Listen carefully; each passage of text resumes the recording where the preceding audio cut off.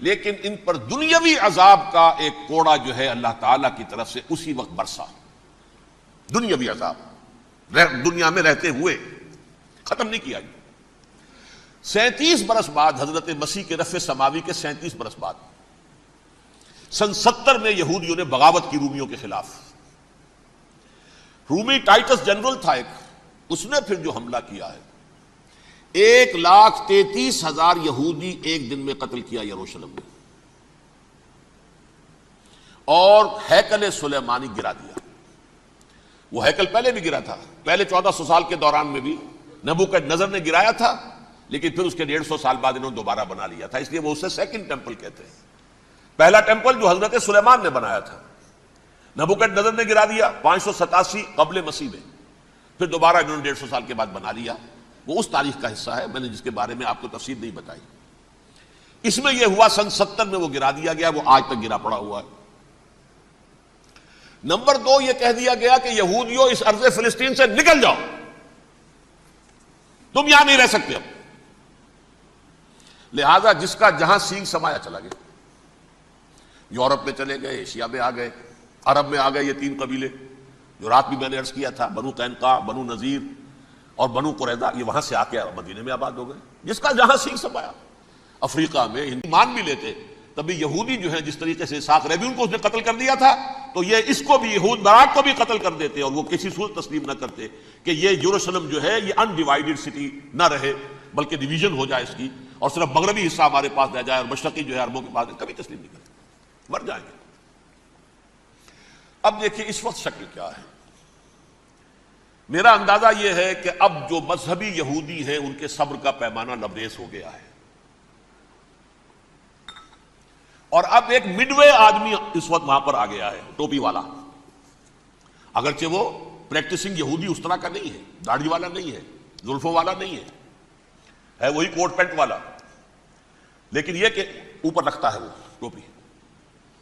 Aerial شرون اور انتہائی سفاک، جس نے کہ فلسطینیوں کے 2 کیمپ ایسے اڑائے تھے جیسے کہ چیونٹیوں کا ہو لشکر اور ان کو پاؤں تلے رون دیا جائے، اس طریقے سے ختم کیا تھا. بہت بڑا قاتل، مرڈرر، وہ وزیر اعظم. اور اب جو ہے ان کے صبر کا پیمانہ لبریز ہو گیا ہے. اب ان کا فیصلہ یہ ہے کہ انہیں 3 بڑے بڑے قدم اٹھانے. نمبر 1 فلسطینیوں کا خاتمہ، ایتھنک کلینزنگ. اگر یہ فلسطینی رہتے ہیں یہاں پر تو اگر 10 ہم ان کے ماریں گے تو 2-3 یہ ہمارے مار دیں گے. تو اسرائیلی کی جان تو بہت قیمتی ہے، یہ تو خیر 1000 بھی مر جائیں تو کوئی بات نہیں، یہ تو کیڑے مکوڑے ہیں، جینٹائلز ہیں، گوئمز ہیں. یہودی وہ مر جائے. لہذا ان کا ٹنٹا بکاؤ، اب ان کو ختم کرو. وہ اشتہار شاید آپ کے نظروں سے گزرا ہوگا جس میں نے یہ الفاظ لکھے ہیں کہ بوسنیا کی ایتھنک کلینزنگ جو ہے ماند پڑ جائے گی. اور جو کچھ ایتھنک کلینزنگ ہوئی تھی 500 برس قبل ہسپانیہ میں، اس کا نقشہ آپ دیکھیں گے دنیا میں. اس وقت کیا ہوا تھا؟ عربوں کو، مسلمانوں کو یا جلا دو، قتل کر دو. یا موجودہ جو انتہائی تشویشناک عالمی صورتحال ہے، اس کا پس منظر کیا ہے؟ اس کے پیچھے کون سے عوامل کار فرما ہیں؟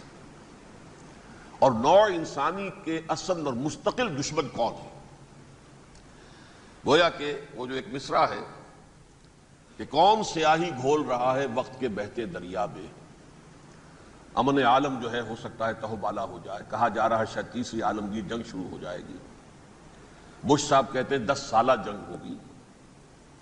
بظاہر تو معاملہ چھوٹا سا نظر آتا ہے، ایک آدمی اسامہ، دھان پان سا آدمی، کچھ بھی نہیں.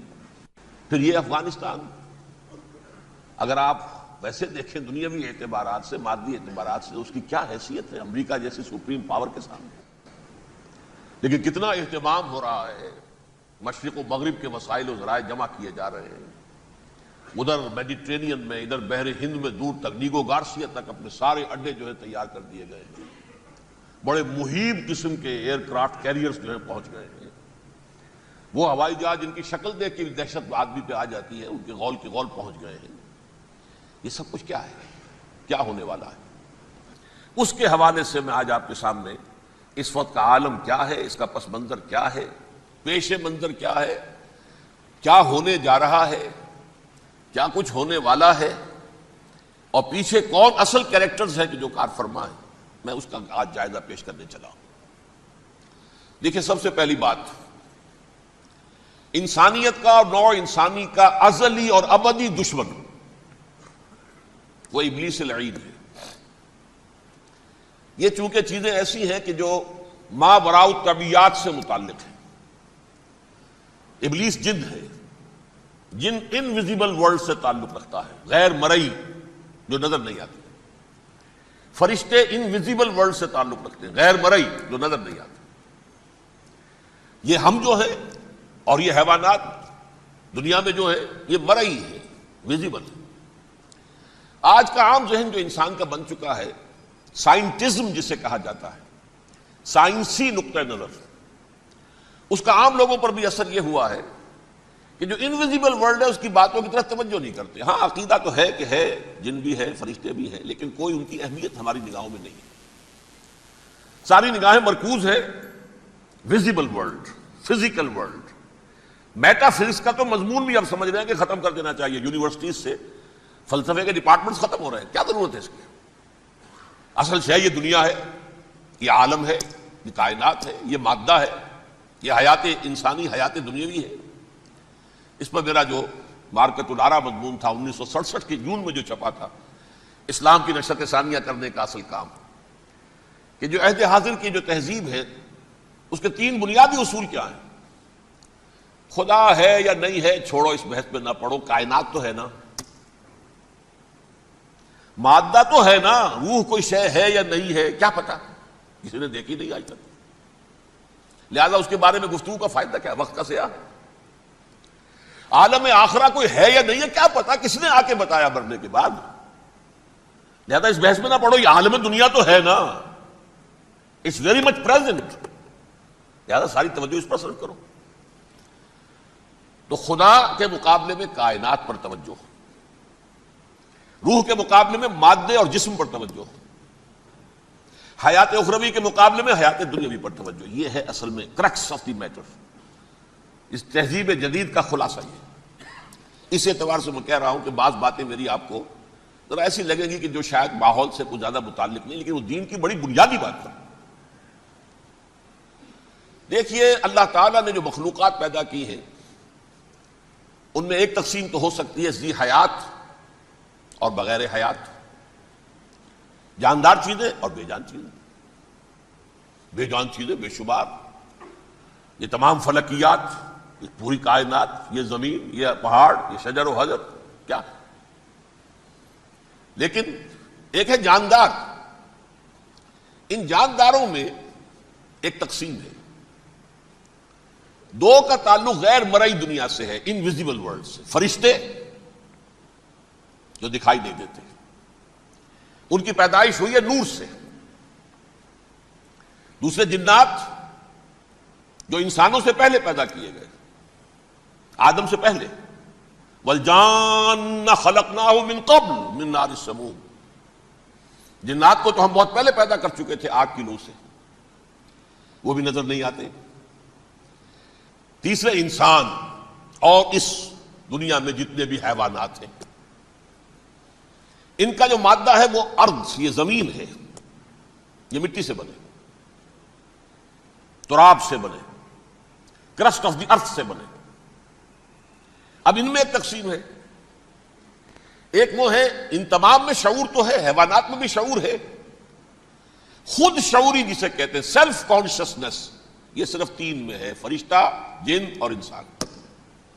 حیوانات میں خود شعوری نہیں ہے، کانشسنس ہے، سیلف کانشسنس نہیں ہے۔ ایک تھوڑی سی بات سے سمجھا دوں آپ کو، میں دیکھ رہا ہوں، آپ مجھے دیکھ رہے ہیں، کتا بھی کوئی یہاں ہوتا تو مجھے دیکھ رہا ہوتا، لیکن کتے کو مجھے دیکھتے ہوئے یہ احساس نہیں ہوتا کہ میں دیکھ رہا ہوں، یعنی کتے کو یہ احساس نہیں ہوتا کہ وہ دیکھ رہا ہے، مجھے دیکھ تو رہا ہے، اس کو میں کا احساس نہیں ہے کچھ۔ میں جب دیکھ رہا ہوں تو میں سمجھتا ہوں میں دیکھ رہا ہوں، میں ہوں کوئی شے جو دیکھ رہا ہوں، یہ خود شعوری ہے، سیلف کانشسنس۔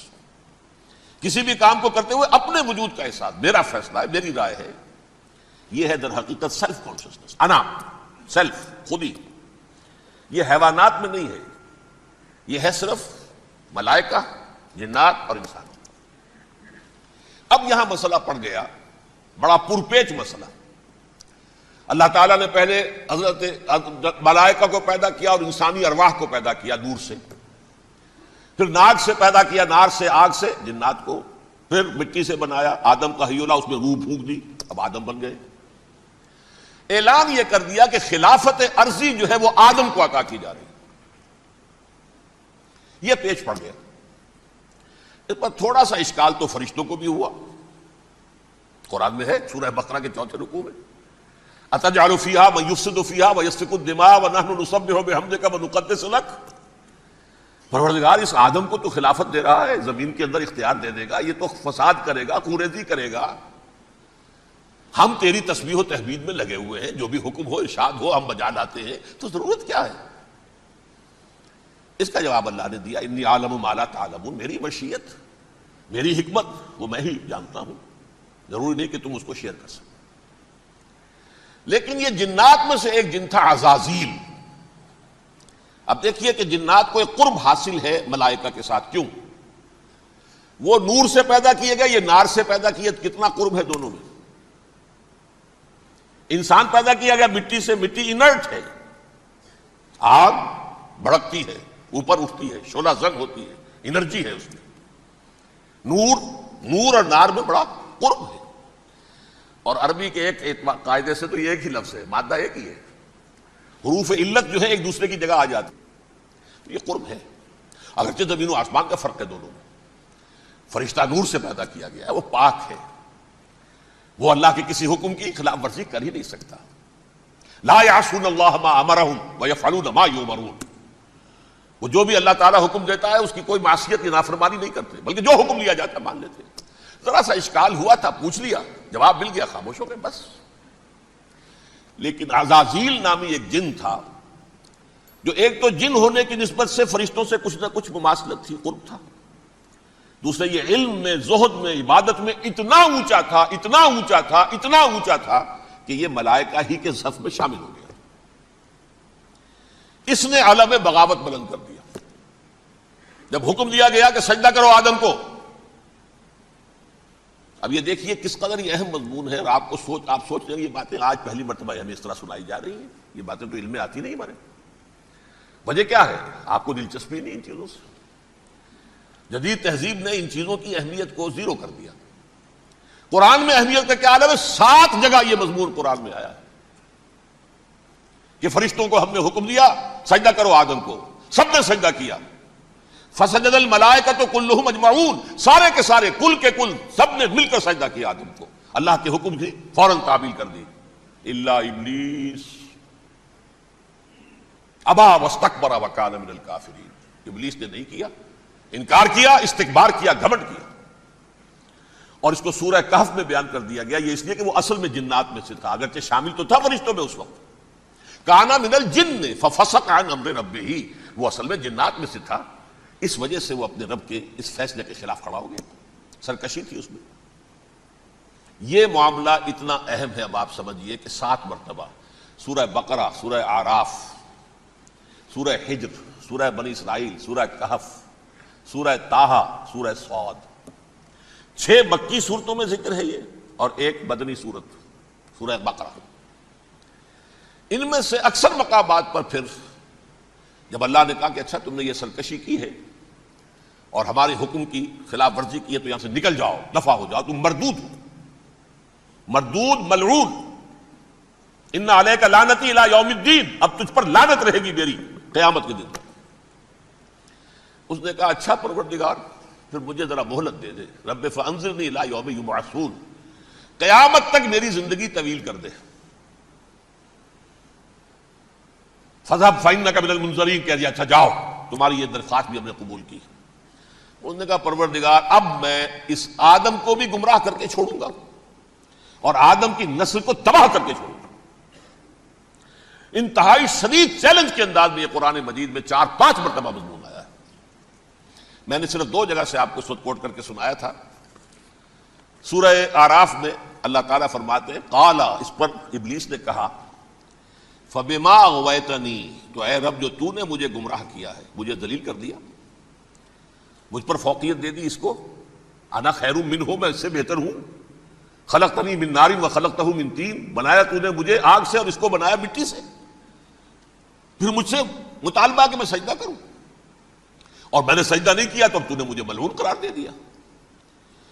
قال فبما اغویتنی لاقعدن لهم صراطک المستقیم، اب میں یہ نسل آدم کے لیے، اس کو برباد کرنے کے لیے تیری سیدھی راہ کے اوپر گھات میں بیٹھوں گا، سیدھے راستے پر چلنے نہیں دوں گا۔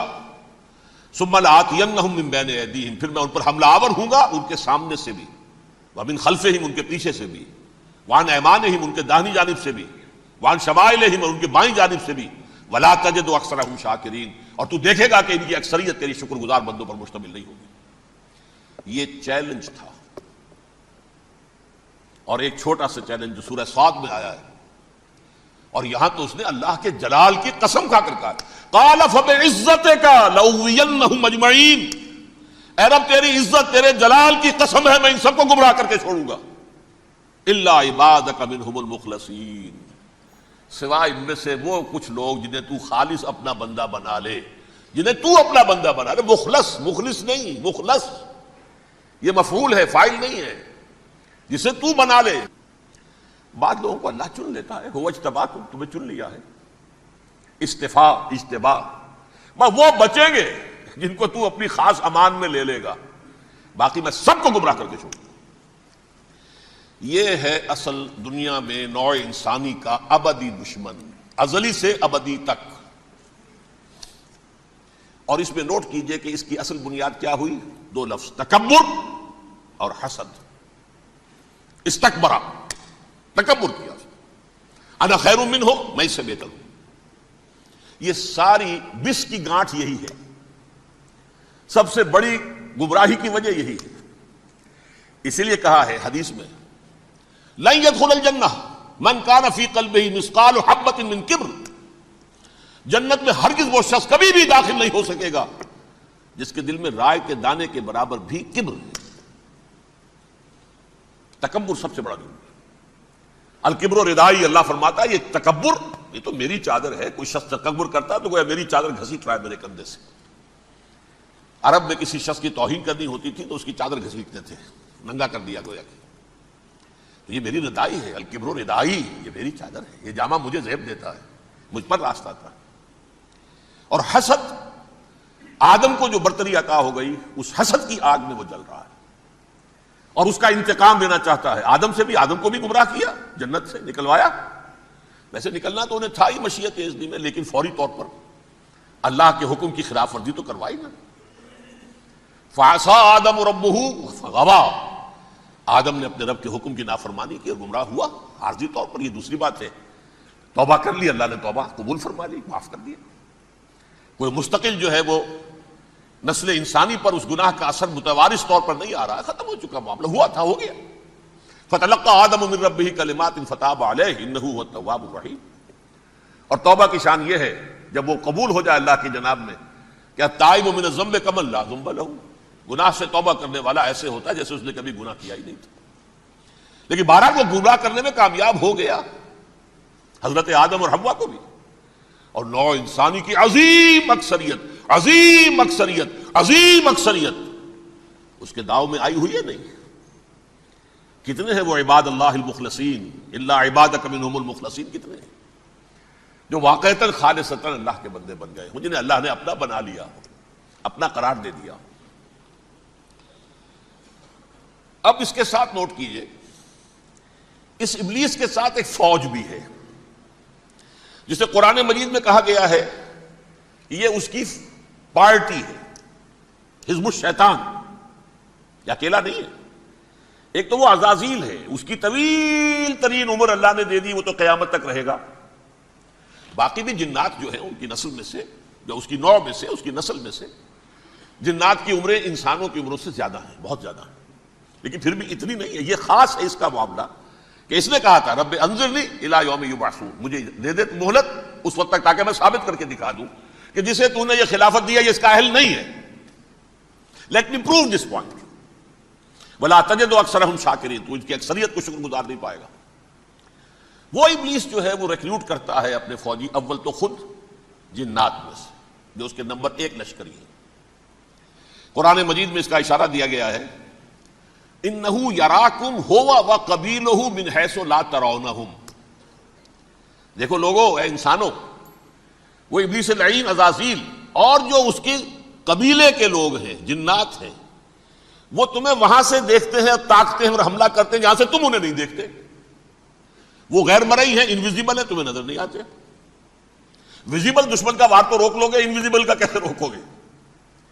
انہو یراکم ہوا وقبیلہ، اکیلا ہی نہیں ہے وہ تو تمہیں تاکتا ہے، تم پر حملہ کرتا ہے، گھات میں لگ کر جو ہے تمہارے اوپر حملہ کرتا ہے، وہ بھی اور اس کے ساتھ اس کے قبیلے کے لوگ، جنات بھی، من حیث لا ترونہم، جہاں سے کہ تم انہیں نہیں دیکھتے۔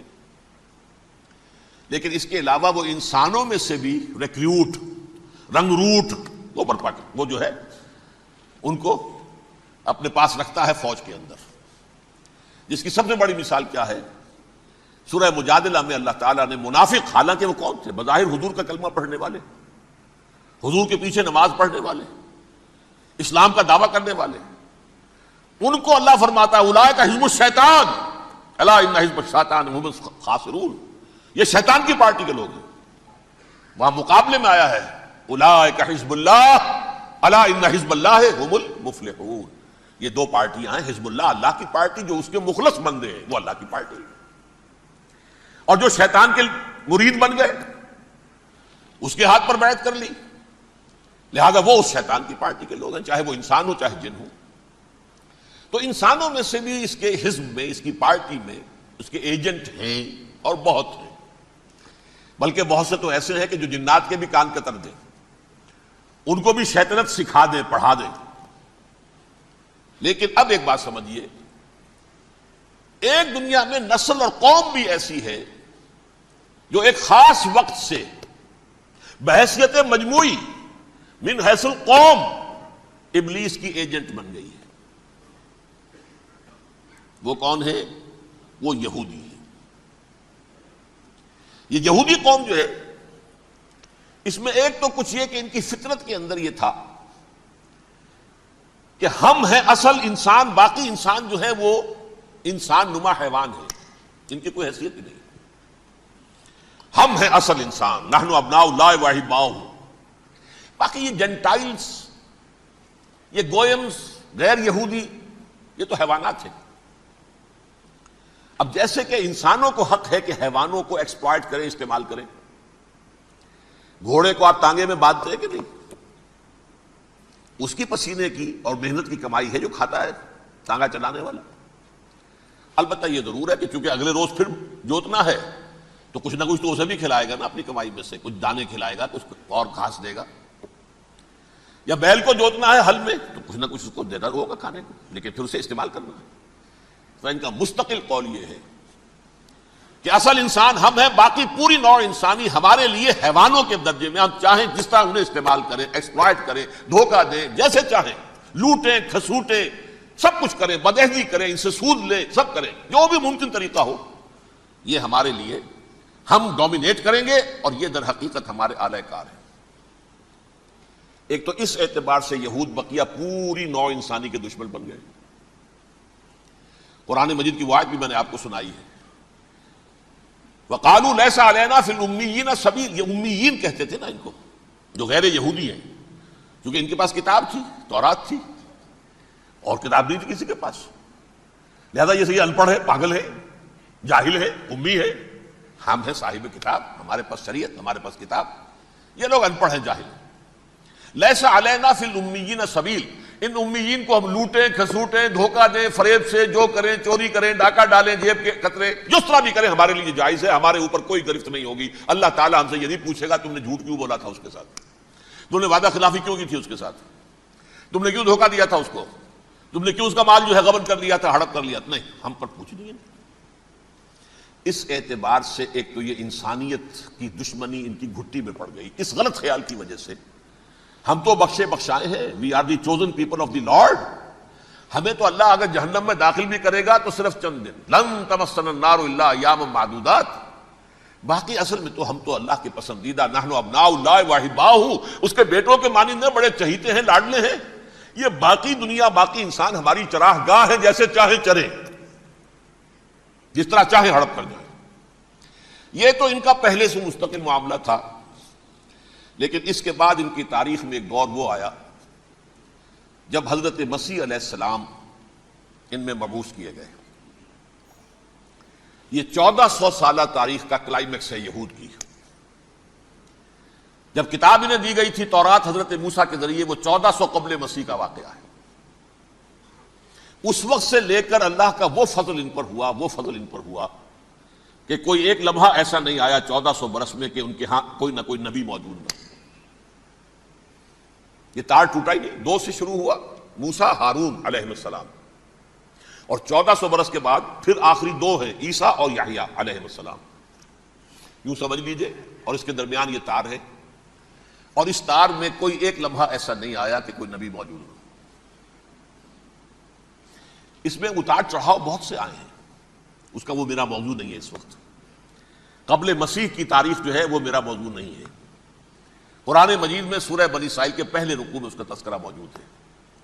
وَقَضَيْنَا إِلَىٰ بَنِي إِسْرَائِيلَ فِي الْكِتَابِ لَتُفْسِدُنَّ فِي الْأَرْضِ مَرَّتَيْنِ وَلَتَعْلُنَّ عُلُوًّا كَبِيرًا۔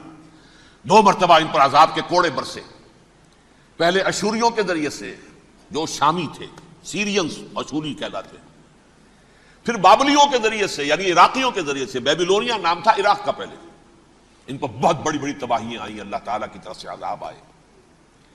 اس کے بعد پھر دوسرے دور میں دوسرا اقتدار کا دور آیا، خربستیاں بڑھ گئیں، تو پہلے گریکس کے ذریعے سے، یونانیوں کے ذریعے سے، اور پھر رومیوں کے ذریعے سے پسوایا گیا۔ یہ دور گزر چکے تھے ان پر، 2 عروج کے دور اور 2 زوال کے دور۔ میری چھوٹی سی کتاب ہے تنظیم اسلامی کا تاریخی پس منظر، شاید 6-7 روپے کی ہوگی، اس کو آپ دیکھیں گے تو اس میں اس کا پورا نقشہ آپ کو مل جائے گا۔ ویسے تو یہ کہ میری جو ذرا بڑی کتاب ہے سابقہ اور موجودہ مسلمان امتوں کا ماضی، حال اور مستقبل، اس میں میں نے ان معاملات پر بڑی تفصیل سے بحث کی۔ بہرحال یہ جو دور تھا ان کا 1400 سالہ، وہ اونچ نیچ سے ہوتا ہوا جب آیا ہے حضرت مسیح کی بعثت پر، تو ان کی شرارت کی انتہا یہ ہو گئی کہ اللہ تعالیٰ نے مسیح کو رسول بنا کر بھیجا، رسولاً الی بنی اسرائیل۔ حضرت موسیٰ اور حضرت عیسیٰ کے درمیان رسول کوئی نہیں ہے، سب نبی ہیں۔ حضرت موسیٰ رسول تھے اور حضرت عیسیٰ رسول ہیں، درمیان میں داؤد ہو، سلیمان ہو، یشعیاء ہو، زکریا ہو، یہ سب نبی ہیں، یحییٰ نبی ہے، رسول نہیں ہے۔ لہذا وہ شہید کر دیے گئے، رسول شہید نہیں ہو سکتا، قتل نہیں ہو سکتا۔ لیکن عیسیٰ اور موسیٰ کے درمیان 1400 برس ان کے جو ہیں، اس کا کلائمیکس ہے حضرت مسیح علیہ السلام کی بعثت، اور حضرت مسیح علیہ السلام کو جسے اللہ نے اپنی روح قرار دیا، روح منہ، کلمتہ القاہا الی مریم، اللہ کا کلمہ، عظیم ترین معجزات۔ انہوں نے کیا کہا؟ یہ ولد الزنا ہے، حرام زادہ ہے، معاذ اللہ، نقل کفر نہ باشد، یہ جادوگر ہے، یہ مرتد ہے، یہ واجب القتل ہے۔ اصل حکومت اس وقت رومیوں کی تھی حکومت، لیکن انہوں نے انہیں آٹونومی دے رکھی تھی، اپنے مذہبی معاملات تم خود طے کر سکتے ہو۔ تو کائفاس جو اس وقت کا ان کا ہیڈ ربائی تھا سب سے بڑا، اس کی عدالت نے فیصلہ کیا مسیح کو سولی چڑھا دیا جائے۔ پائلیٹس پونٹس، اس کے پاس ان کی ازداشت پہنچ گئی، یہ ہمارا مجرم ہے مذہبی، یہ مرتد ہے، یہ کافر ہے، یہ جادوگر ہے، یہ واجب القتل ہے، اسے قتل کر دو، سولی چڑھا دو۔ خیر وہ لمبی بات ہو جائے گی، اس نے تو اپنے ہاتھ دھوئے کہ صاحب ہمارے پاس کوئی جرم نہیں ہے اس کے خلاف، تم کہتے ہو تو ٹھیک ہے، سولی چڑھا دیتے۔ یہ دوسری بات ہے کہ اللہ نے حضرت مسیح کو اٹھا لیا آسمان پر، ان کی جگہ وہ شخص سولی چڑھا جس نے غداری کر کے گرفتار کروایا تھا، جوڈاس اسکیریوٹ، اس کی شکل اللہ نے بدل دی حضرت مسیح کی سی، اور حضرت مسیح کو فرشتے اٹھا کے اوپر لے گئے، وہ زندہ آسمان پر اٹھا لیے گئے۔ اور یہ ساری تفاصیل نہ قرآن میں ہے نہ حدیث میں ہے، یہ انجیل میں ہے، لیکن انجیل کون سی؟ برنباس کی انجیل، gospel of the lord according to saint Barnabas. یہ حواریین مسیح میں سے تھے، لیکن عیسائی ان کو تسلیم نہیں کرتے، ان کی بائبل کو صحیح نہیں مانتے، کینونیکل نہیں مانتے۔ 100 انجیلیں تھیں، 104 تھیں، جن میں سے 4 چنی ہیں انہوں نے، یہ متی اور جان اور مرقس مارکس، یہ ہے، تو یہ 4 انجیلیں ہیں، انہوں نے تسلیم کی کہ یہ کینونیکلز ہیں، یہ تو ہیں حقیقی، باقی جو ہے 100 اس کو وہ تسلیم نہیں کرتے۔ ان میں سے ایک ہے یہ برنباس، اس میں یہ تفصیل ہے کہ اللہ تعالیٰ نے اس شخص کی، جیوڈاس کی، یہودا جیوڈاس اس کو انگریزی میں کہتے ہیں، اس کی شکل بدل دی حضرت مسیح کی سی، وہ گرفتار ہوا، وہ سولی چڑھا، وہ غدار تھا، غداری کی سزا اسے ملنی تھی، وہ مل گئی۔ حضرت مسیح کو فرشتے 4 اٹھ رہے ہیں، جس کوٹھڑی میں حضرت مسیح مقیم تھے، ایک باغ کے اندر وہ کوش تھے، اس کی چھت پھٹی ہے، 4 فرشتے آئے ہیں، حضرت مسیح کو اٹھا کر لے گئے ہیں، چھت برابر ہو گئی ہے، اس کے بعد وہ شخص پکڑا گیا۔ بہرحال حضرت مسیح کو اللہ نے اٹھا لیا آسمان۔ لیکن وہ دن ہے کہ اس قوم کو اب مغضوب علیہم قرار دے دیا گیا۔ نوٹ کر لیجیے، اصل میں تو ہونا یہ چاہیے تھا کہ رسول کی جان کے در پہ جب کوئی امت ہو جاتی تھی تو اللہ کا قاعدہ یہ تھا کہ اس امت کو نسیہ منسیہ کر لیا جائے۔ حضرت نوح کی قوم کو ختم کیا یا نہیں؟ حضرت ہود کی نگاہوں کے سامنے قوم عاد برباد کی گئی یا نہیں؟ حضرت صالح کی نگاہوں کے سامنے قوم سمود برباد ہوئی؟ یہ اللہ کا قاعدہ رہا۔ سدوم اور عمورہ کی بستیاں حضرت لوط علیہ السلام جہاں بھیجے گئے، مدین کا علاقہ جہاں حضرت شعیب بھیجے گئے، آل فرعون جن کی طرف موسیٰ کو بھیجا گیا، سب ہلاک کر دیے گئے۔ کیونکہ رسولوں کے بارے میں اللہ کا نبیوں کے بارے میں یہ بات نہیں ہے۔ نبی آیا، اس نے دعوت دی، جس نے مان لیا اچھا کیا، اپنے لیے اچھا کیا، نہیں مانا اس کی اپنی جو ہے آخرت برباد ہو گئی۔ دنیا میں کوئی فیصلہ اس کا نہیں ہوتا، لیکن رسولوں کا معاملہ یہ ہوتا ہے کہ دنیا میں وہ اللہ کی عدالت بن کر آتے ہیں، مانو گے تو بچو گے، نہیں مانو گے ہلاک ہو جاؤ۔ تو اس اعتبار سے وہ مستحق تو ہو چکے تھے اس کے کہ انہیں ہلاک کر دیا جائے۔ اب اللہ کی کوئی خصوصی مشیت ہے، اس میں کیا حکمت ہے؟ وہ ہے ایک حکمت، میں بعد میں اگر وقت ہوا تو بتاؤں گا۔ فیصلہ یہ کیا اللہ نے کہ حضرت مسیح کو تو اٹھا لیا زندہ، اور ان کی رسی ابھی مزید دراز کر دی کہ ان کو ابھی مہلت دے دی کہ تمہیں آخری استیصال، جس کو عذاب اکبر کہتا ہے قرآن، سورہ سجدہ جو حضور ہر جمعے کی پہلی رکعت میں فجر میں پڑھتے تھے، وَلَنُذِيقَنَّهُم مِّنَ الْعَذَابِ الْأَدْنَىٰ دُونَ الْعَذَابِ الْأَكْبَرِ لَعَلَّهُمْ يَرْجِعُونَ۔ چھوٹے چھوٹے عذاب اور ایک بڑا عذاب، جبکہ قوم بالکل برباد، نسیم منسیہ، کأن لم یغنوا فیہا، ایسے ہو جائیں جیسے کوئی تھے ہی نہیں آباد یہاں۔ لا یرا الا مساکنہم، اب ان کے مسکن نظر آتے، مکین نظر نہیں آتے۔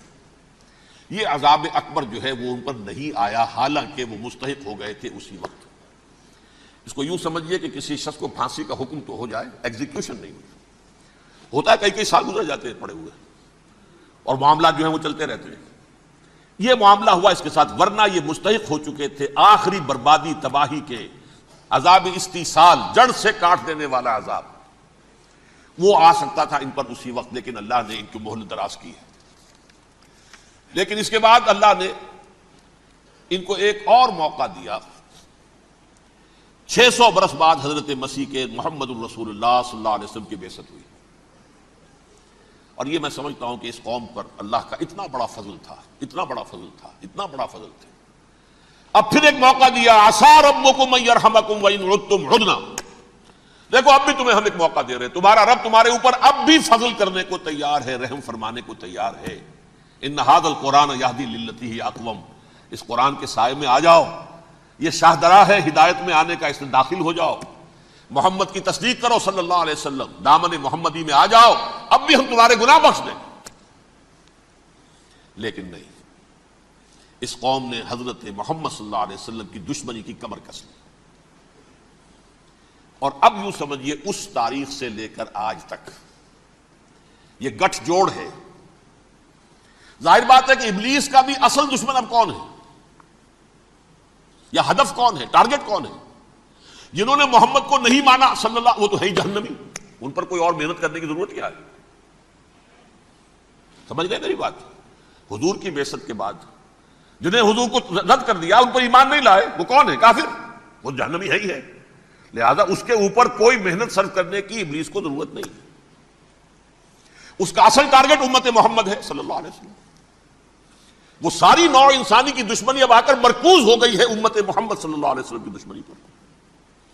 اور اسی طرح یہود کا معاملہ، اگرچہ ویسے پوری نوع انسانی کے دشمن ہیں، انہیں حیوان سمجھتے، ان کی جان مال اپنے لیے مباح سمجھتے ہیں، جس طرح چاہیں لوٹے کھسوٹے کھائیں پیئیں انہیں، لیکن اب ان کی بھی دشمنی کا سب سے بڑا مرکز امت محمد۔ کیوں؟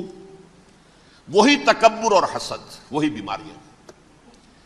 انہیں تکبر یہ ہو گیا تھا کہ 2000 سال سے یہ نبوت ہماری میراث، ہماری جاگیر،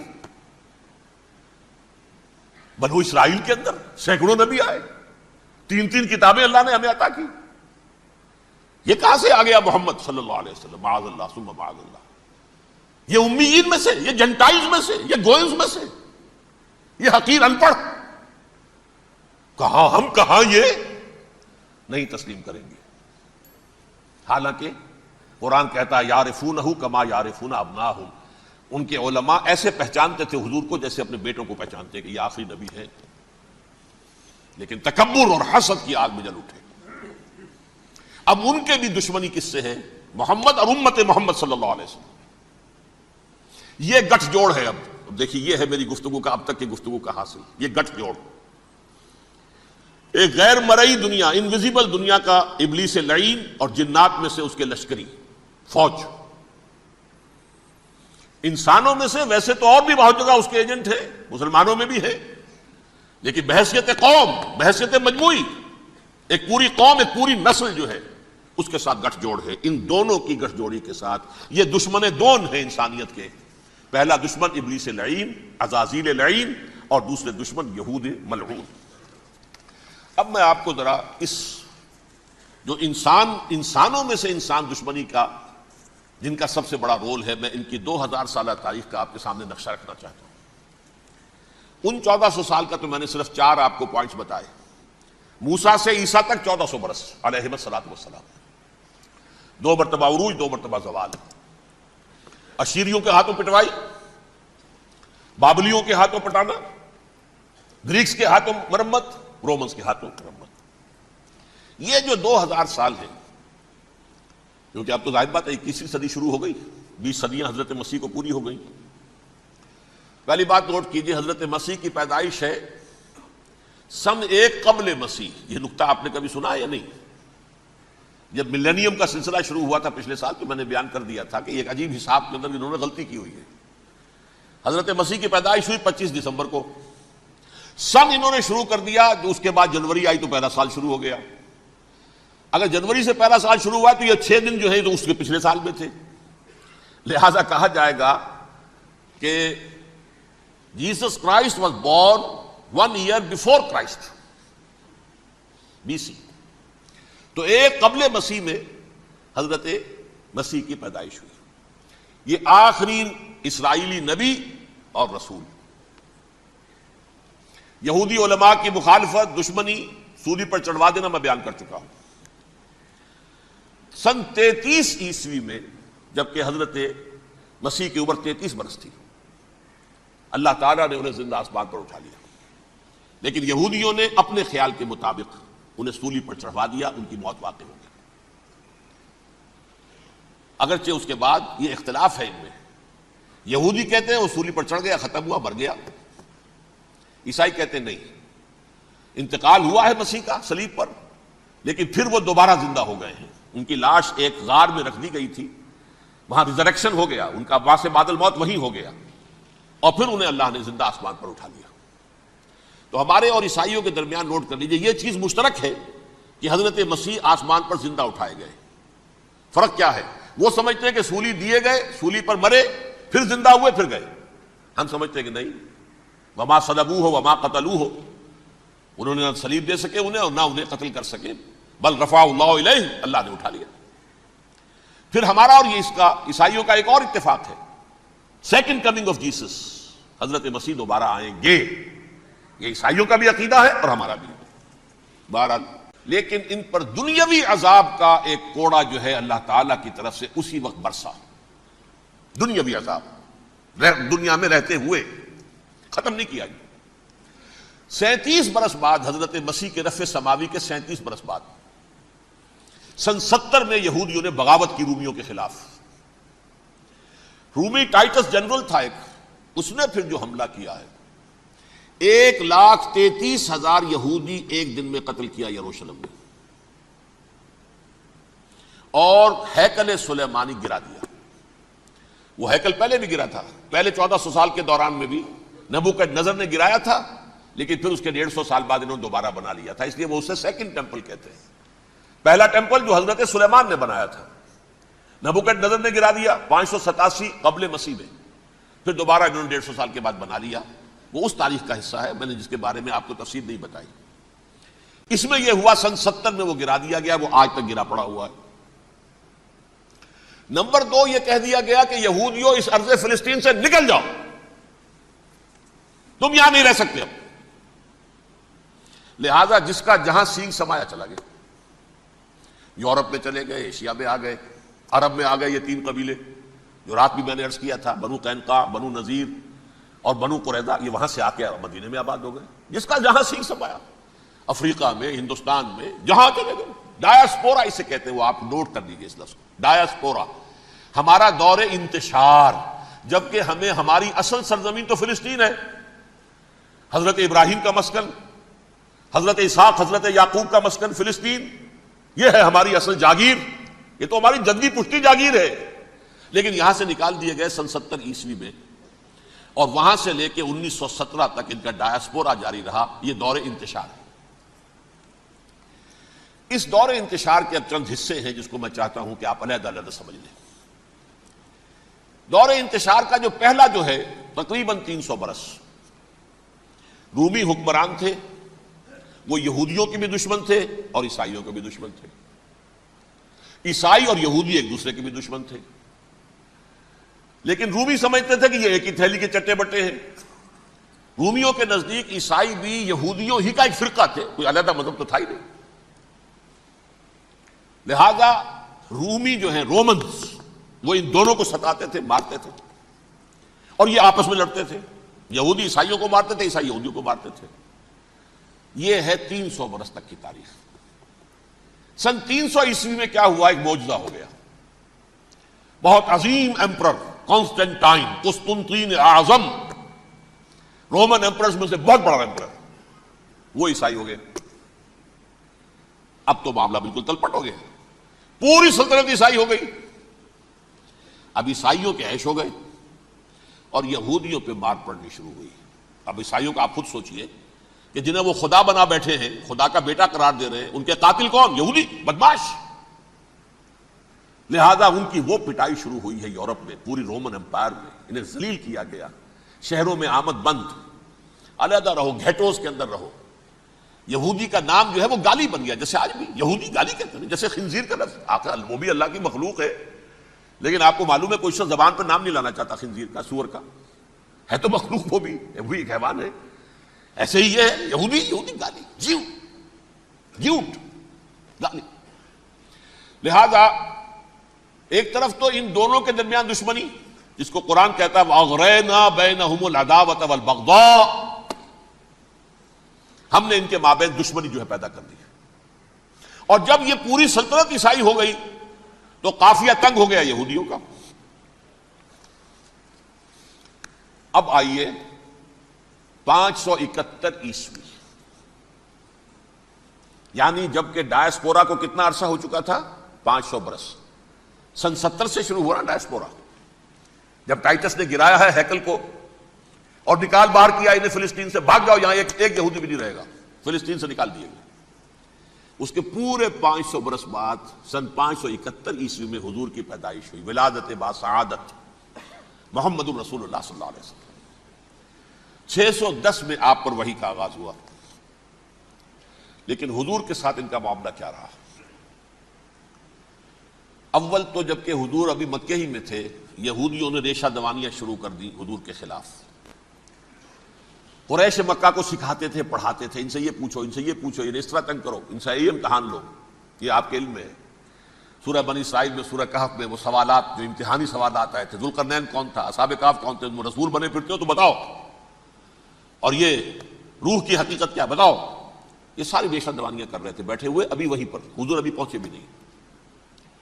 ہجرت فرما کر حضور تشریف لے آئے تو حضور نے، جسے ماسٹر سٹروک کہا جائے گا، یعنی اسٹیٹس مین شپ کا ماسٹر سٹروک، آپ نے مدینے میں آتے یہودیوں کے ساتھ پیکٹ کر دیا، جوائنٹ ڈیفنس پیکٹ آف مدینہ، کہ اگر مکے والے ہم پر حملہ کریں گے تو ہم مل جل کر ایک قوم کی حیثیت سے مقابلہ کریں گے. یہ میثاق مدینہ کہلاتا ہے، جس کے بہت غلط معنی پہنائے جا رہے ہیں آج کل. بہرحال میں موضوع میرا چونکہ یہ نہیں، میں ادھر نہیں جاؤں گا. لیکن ہوا کیا؟ ہر مرتبہ یہ خیانت کے مرتکب ہوئے، ان نے جو عہد کیے تھے ان سے پھرے، اندر ہی اندر سازش، ریشہ دوانی، حضور کی بدترین دشمنی. سورہ نساء کی آیت نمبر 13 میں فرمایا ہے لا تزال تطلع علی خائنۃ منہم، اے نبی ہمیشہ آپ کے علم میں ان کی طرف سے خیانتیں، بدیانتیاں آتی رہیں گی. اور بار بار وہ مسلسل جنگ کی آگ بھڑکاتے تھے. قریش کو دعوت دیتے، آؤ آؤ آؤ ہم اندر سے بغاوت کر دیں گے، تم آؤ تو صحیح، ختم کریں محمد کو اور اہل ایمان کو صلی اللہ علیہ وسلم ورضی اللہ تعالی عنہم اجمعین. لیکن پھر جب وہ آتے تھے تو یہ دبک جاتے تھے، ان میں ہمت نہیں تھی، میدان کے مرد نہیں رہے تھے. یہ سورہ حشر میں ان کا نقشہ کھینچا گیا ہے. کھلے میدان میں مقابلے کی اس کے اندر صلاحیت ہی نہیں ہے. یہ تو فصیلوں کے پیچھے سے، جیسے عورتیں کہیں دیہات میں لڑائی ہوتی ہے تو مرد جو ہے گلیوں میں لڑتے ہیں، عورتیں اوپر سے پتھر پھینکتی ہیں، بس وہ کام یہ کر سکتے تھے. من ورائے جدر، فصیلوں کے پیچھے سے، جنگ میں میدان میں نہیں آ سکتے. بہرحال قرآن مجید میں ہے یہ سورہ مائدہ کی آیت نمبر 64، کلما اوقدوا نارا للحرب اطفاها اللہ. اکثر و بیشتر مواقع پر تو یہ جب آگ بھڑکاتے تھے جنگ کی، اللہ اسے بجھا دیتا تھا. لیکن بہرحال اس کے باوجود جنگیں ہوئی، غزوہ بدر، غزوہ احد ہوئی کہ نہیں؟ یہ ساری اصل شرارت نہیں. اور اس کے نتیجے میں حضور نے پھر ایک ایک کر کے 3 قبیلوں کو سزا دی. غزوہ بدر کے فوراً بعد بنو قینقاع نکالے گئے مدینے سے، غزوہ احد کے فوراً بعد بنو نذیر نکالے گئے، اور غزوہ احزاب کے بعد بنو قریظہ نکال دیے گئے. یہ تو میں نے آپ کے سامنے رکھ دیا صرف حضور کے زمانے میں ان کا کیا رویہ رہا. دشمن، رات بھی ہم نے وہ آیت پڑھی تھی، لَتَجِدَنَّ أَشَدَّ النَّاسِ عَدَاوَةً لِلَّذِينَ آمَنُوا الْيَهُودُ وَالَّذِينَ أَشْرَكُوا. اہل ایمان کی دشمنی میں شدید ترین تم پاؤ گے یہودیوں کو اور مشرکین. مشرکین بھی بعد میں ہے، پہلے یہودی. حضور کے بعد کیا ہوا اب یہ نوٹ کیجئے، یہ ان کی تاریخ کا دوسرا دور. حضرت عمر رضی اللہ تعالیٰ عنہ قائد خلافت ہے. بیت المقدس کا محاصرہ کیا گیا، فصیل بڑی اونچی، شہر اندر سے سیلف سفیشینٹ، حملے کا راستہ کوئی نہیں، محاصرہ طول کھینچ رہا ہے، لیکن ان کے پاس رسد بھی موجود ہے، پانی بھی موجود ہے، وہ دروازے بند کر کے بیٹھے ہوئے. بالآخر اللہ تعالیٰ کی مشیت کا ظہور کیسے ہوا؟ ان کے کچھ علماء آئے فصیل پر، کہا دیکھو مسلمانوں، تم قیامت تک بھی یہاں پڑے رہو گے محاصرہ کر کے، ہمارا یہ شہر فتح نہیں ہوگا. ہاں ایک درویش بادشاہ کے ہاتھوں یہ شہر فتح ہونا ہے، لیکن تمہارے اندر ہمیں وہ نظر نہیں آ رہا. ابو عبیدہ بن الجراح رضی اللہ تعالی عنہ امین هذه الامہ، ان کا فوراً ذہن گیا وہ درویش بادشاہ مدینے میں بیٹھا ہوا ہے عمر رضی اللہ تعالی. اب ایک اور عمر بھی ہے جو قندھار میں بیٹھا ہے. نقشہ وہی ہے، سادگی کی حد تک نقشہ وہی، بالکل وہی، اپنی آنکھوں سے دیکھا ہے وہی سادگی. عمر اول، عمر ثانی تھے عمر بن عبد العزیز. اب ایک اللہ کے فضل سے اللہ تعالیٰ ایدہ اللہ بنصرتہ، اللہ تعالیٰ ان کی نصرت فرمائے، دشمنوں کو ان کے مقابلے میں نیست و نابود کرے. انہوں نے ریکویسٹ بھیج دی کہ حضور تشریف لائیے، یہ شہر فتح ہو جائے گا.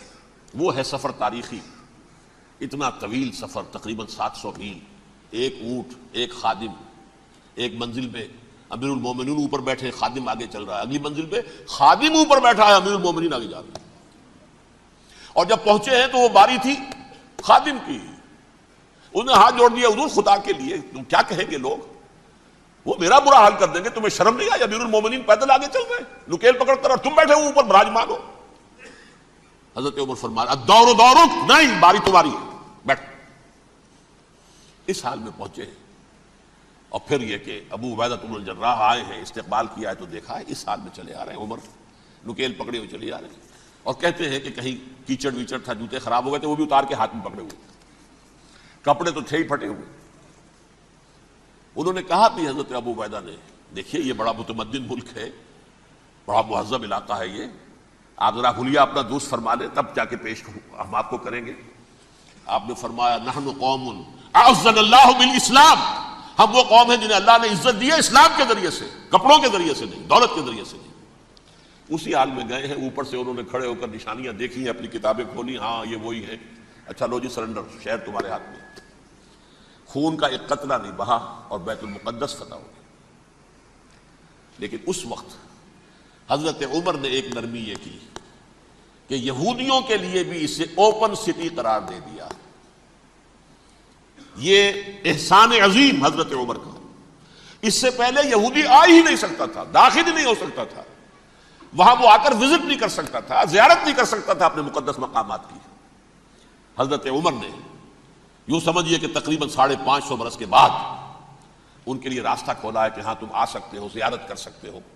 لیکن یہ عیسائیوں نے لکھوایا معاہدے کے اندر، انہیں یہاں آپ آباد ہونے کی اجازت نہیں دیں گے، لیکن کم وزٹ دی پلیسز، دیکھیں، زیارتیں کریں اور جائیں۔ یہ معاہدہ حضرت عمر کا ہے رضی اللہ تعالیٰ، جو پھر خلافت راشدہ کے بعد بنو امیہ نے بھی اس کو آرڈر کیا، بنو عباس نے کیا، پھر جو ہمارے یہ ترکوں میں اندر خلافت آئی تو ترک خلفاء نے بھی اس معاہدے کی پوری پابندی کی۔ فلسطین میں آ سکتے ہیں یہودی صرف زائرین کی حیثیت سے، وہاں آباد نہیں ہو سکتے۔ اب آئیے اگلا دور آیا حضرت عثمان کا دور خلافت۔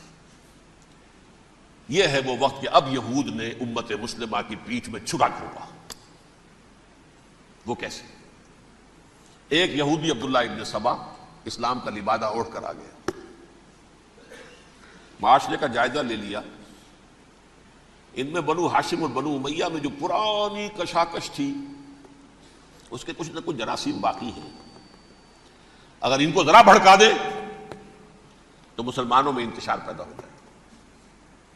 کہا یہ عثمان کون ہے؟ یہ تو بنو امیہ میں سے ہے، یہ حق تو بنو ہاشم کا ہے، خلافت ان کے پاس ہونی چاہیے، محمد کے تو رشتہ دار وہ ہے صلی اللہ علیہ وسلم۔ عوام الناس کے اندر بات پھیلنی شروع ہوئی، پھر ایک بڑی سازش کے انداز میں حضرت عثمان کے خلاف پروپیگنڈا، حضرت عثمان کے جو عاملین تھے، گورنر تھے، ان کے خلاف پروپیگنڈا، اور ایسی ہوشیاری کرتے تھے کہ کوفے میں کوفے کے حاکم کے خلاف کچھ نہیں کہنا، اجی مصر میں یہ ہو رہا ہے، اجی شام میں یہ ہو رہا ہے، اجی یہ جو عثمان ہے وہ یہ کر رہا ہے، یہ ظلم ہو رہا ہے، یہ لوٹ مار ہو رہی ہے، یہ خیانتیں ہو رہی ہیں۔ اب نہ تو اس زمانے میں مینز آف کمیونیکیشن، کیسے تصدیق کریں؟ افواہیں تو آپ آج کراچی کے اندر شروع ہو جائے تو پتہ نہیں چل سکتا کسی کو کہ کیا اس میں صداقت ہے کیا جھوٹ ہے، اور بری بات جو ہے فطرت انسانی کی کمزوری ہے وہ فوراً قبول کرتا ہے، کسی کے بارے میں اچھی بات ماننے کو تیار نہیں ہوتا، لیکن بری بات تو فوراً تیار۔ بہرحال یہ فتنہ انہوں نے اٹھایا، حضرت علی کی الوہیت کا فتنہ اٹھایا، حضرت عثمان کے خلاف الفتنۃ الکبریٰ برپا کیا، حضرت عثمان شہید ہوئے۔ اس کے بعد 5 برس تک مسلمان ایک دوسرے کی گردنیں کاٹتے رہے، باہمی خانہ جنگی ہوئی، امت کو وہ زخم لگایا ہے جو آج تک جس سے خون رس رہا ہے۔ یہ شیعان عثمان اور شیعان علی تھے جو بعد میں پھر سنی اور شیعہ ہو، اور آج تک ہیں۔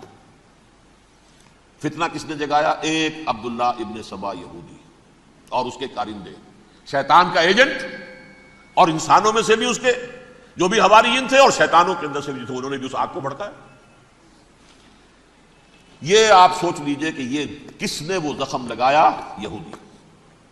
اگلا دور آیا، خلافت راشدہ ختم ہوئی، بنو امیہ کا بھی دور کافی گزر گیا۔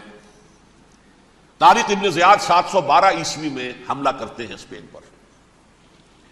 اسپین اس وقت عیسائیت کا بہت بڑا گڑھ، بڑے کٹر ترین عیسائی جو ہے وہ اسپین میں تھے، لہذا یہودیوں کی وہاں بہت پٹائی ہوتی تھی، بہت پٹائی ہوتی ہے، میں بتا چکا ہوں، دشمنی تھی ان کی تو چلی آ رہی تھی عیسائیوں کے ہاتھوں یہودیوں کی، وہ تو سن 300 عیسوی سے ایمپرر کانسٹنٹائن کے بعد سے شروع ہو گئی تھی۔ اس حوالے سے یہودیوں نے اس وقت چالاکی یہ برتی، کچھ راستے واسطے بتائے، کچھ مدد کی طارق ابن زیاد کی۔ طارق ابن زیاد نے انہیں اپنا محسن سمجھا، ہسپانیہ فتح ہو گیا تو یہودی چونکہ محسنین کی فہرست میں آ چکے تھے، انہیں بہت اقتدار نصیب ہوا، بڑی سپورٹ مسلمانوں نے دی۔ ان کے بڑے بڑے علماء جو اسی دور کے اندر پیدا ہوئے، بڑے بڑے تھنکرز ان کے اسی دور میں پیدا ہوئے۔ بن گوریون جو کہ ایک وزیر اعظم تھا اسرائیل کا، اس نے یہ لکھا ہے اپنی کتاب میں، Muslim Spain was the golden era of our diaspora. وہ ڈائسپورا جو 70 عیسوی سے شروع ہوا تھا اور 1917 عیسوی تک جاری رہا ہے، اس میں سے گولڈن ایرا ہمارا جو تھا وہ مسلم اسپین تھا، ہسپانیہ میں بیٹھ کر ہم نے عیش کیے۔ لیکن وہاں سے انہوں نے اور جو کچھ کیا، یہ تو داستان کے اندر بہت سے گوشے ہیں، لیکن میں جس اسٹریٹ لائن میں چل رہا ہوں اس کے اعتبار سے ایک بات سمجھ لیجیے، وہاں بیٹھ کر انہوں نے اب عیسائیت کی پیٹھ میں چھرا گھونپا، پروٹیسٹنٹ مذہب پیدا کیا، تقسیم کر دیا، جیسے شیعہ سنی کی تقسیم، عبداللہ ابن سبا، رومن کیتھولک اور پروٹیسٹنٹ کی تقسیم، یہودی علماء۔ ہوتا کیا تھا، ہسپانیہ کی یونیورسٹیاں ہیں، کارڈووا میں ہے، ٹولیڈو میں ہے، گریناڈا میں ہے، غرناطہ، قرطبہ، طلیطلہ، اور وہاں آتے تھے لوگ فرانس سے چلے آ رہے ہیں نوجوان پڑھنے کے لیے، جرمنی سے چلے آ رہے ہیں، اٹلی سے چلے آ رہے ہیں، تین ہی ملک قریب ترین پڑھتے ہیں سینٹرل جو یورپ کے ہیں۔